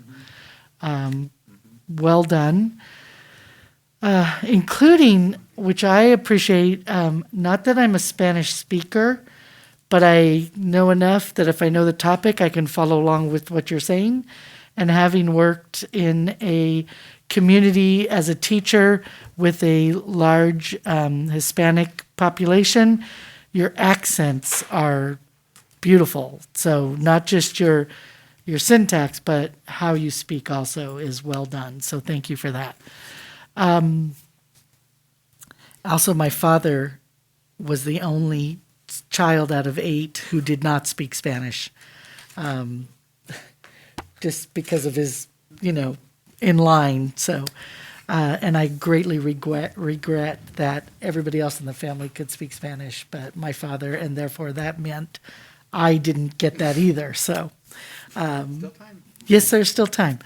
But that's why I say if you speak and I know the topic, I gotcha. But, anyway, so thank you for sharing that. And I'm really hoping the adults who came to speak as well as the kids that this is something that, as my colleagues have said, we should be able to, with the meetings that Dr.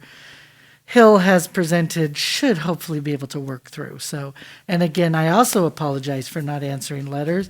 I read everything that comes through my email. There are some things that I choose not to respond to because they're, as this, a program-based, that those who are in charge of putting those programs together really needed to respond to. But know that I read everything. So, and sometimes I comment and sometimes I don't. I don't know, and you can send me an email that says, sometimes I just need you to say, I read it, thanks for emailing us. And if that's sufficient, I'm happy to do that. Did I miss anybody? Oh, okay. I'm looking forward to conversations about this, Miss Polly and Lisa, as we go forward. I worked for about 5 years because I felt that it was really important to have one education foundation in our district. And at the time that I started the work, we had 2. And really spent 5 years working to bring those 2 together so that we could go forward with one. And now a opportunity for a second one again has come up, and so the conversation needs to take place on how we view that and how we look at that. It kind of veers away from my philosophy getting the 2 together in the first place. And I'm talking about the Arts for All and Burbank Educational Foundation that are now one group. So conversation needs to happen. And that's my thoughts on that.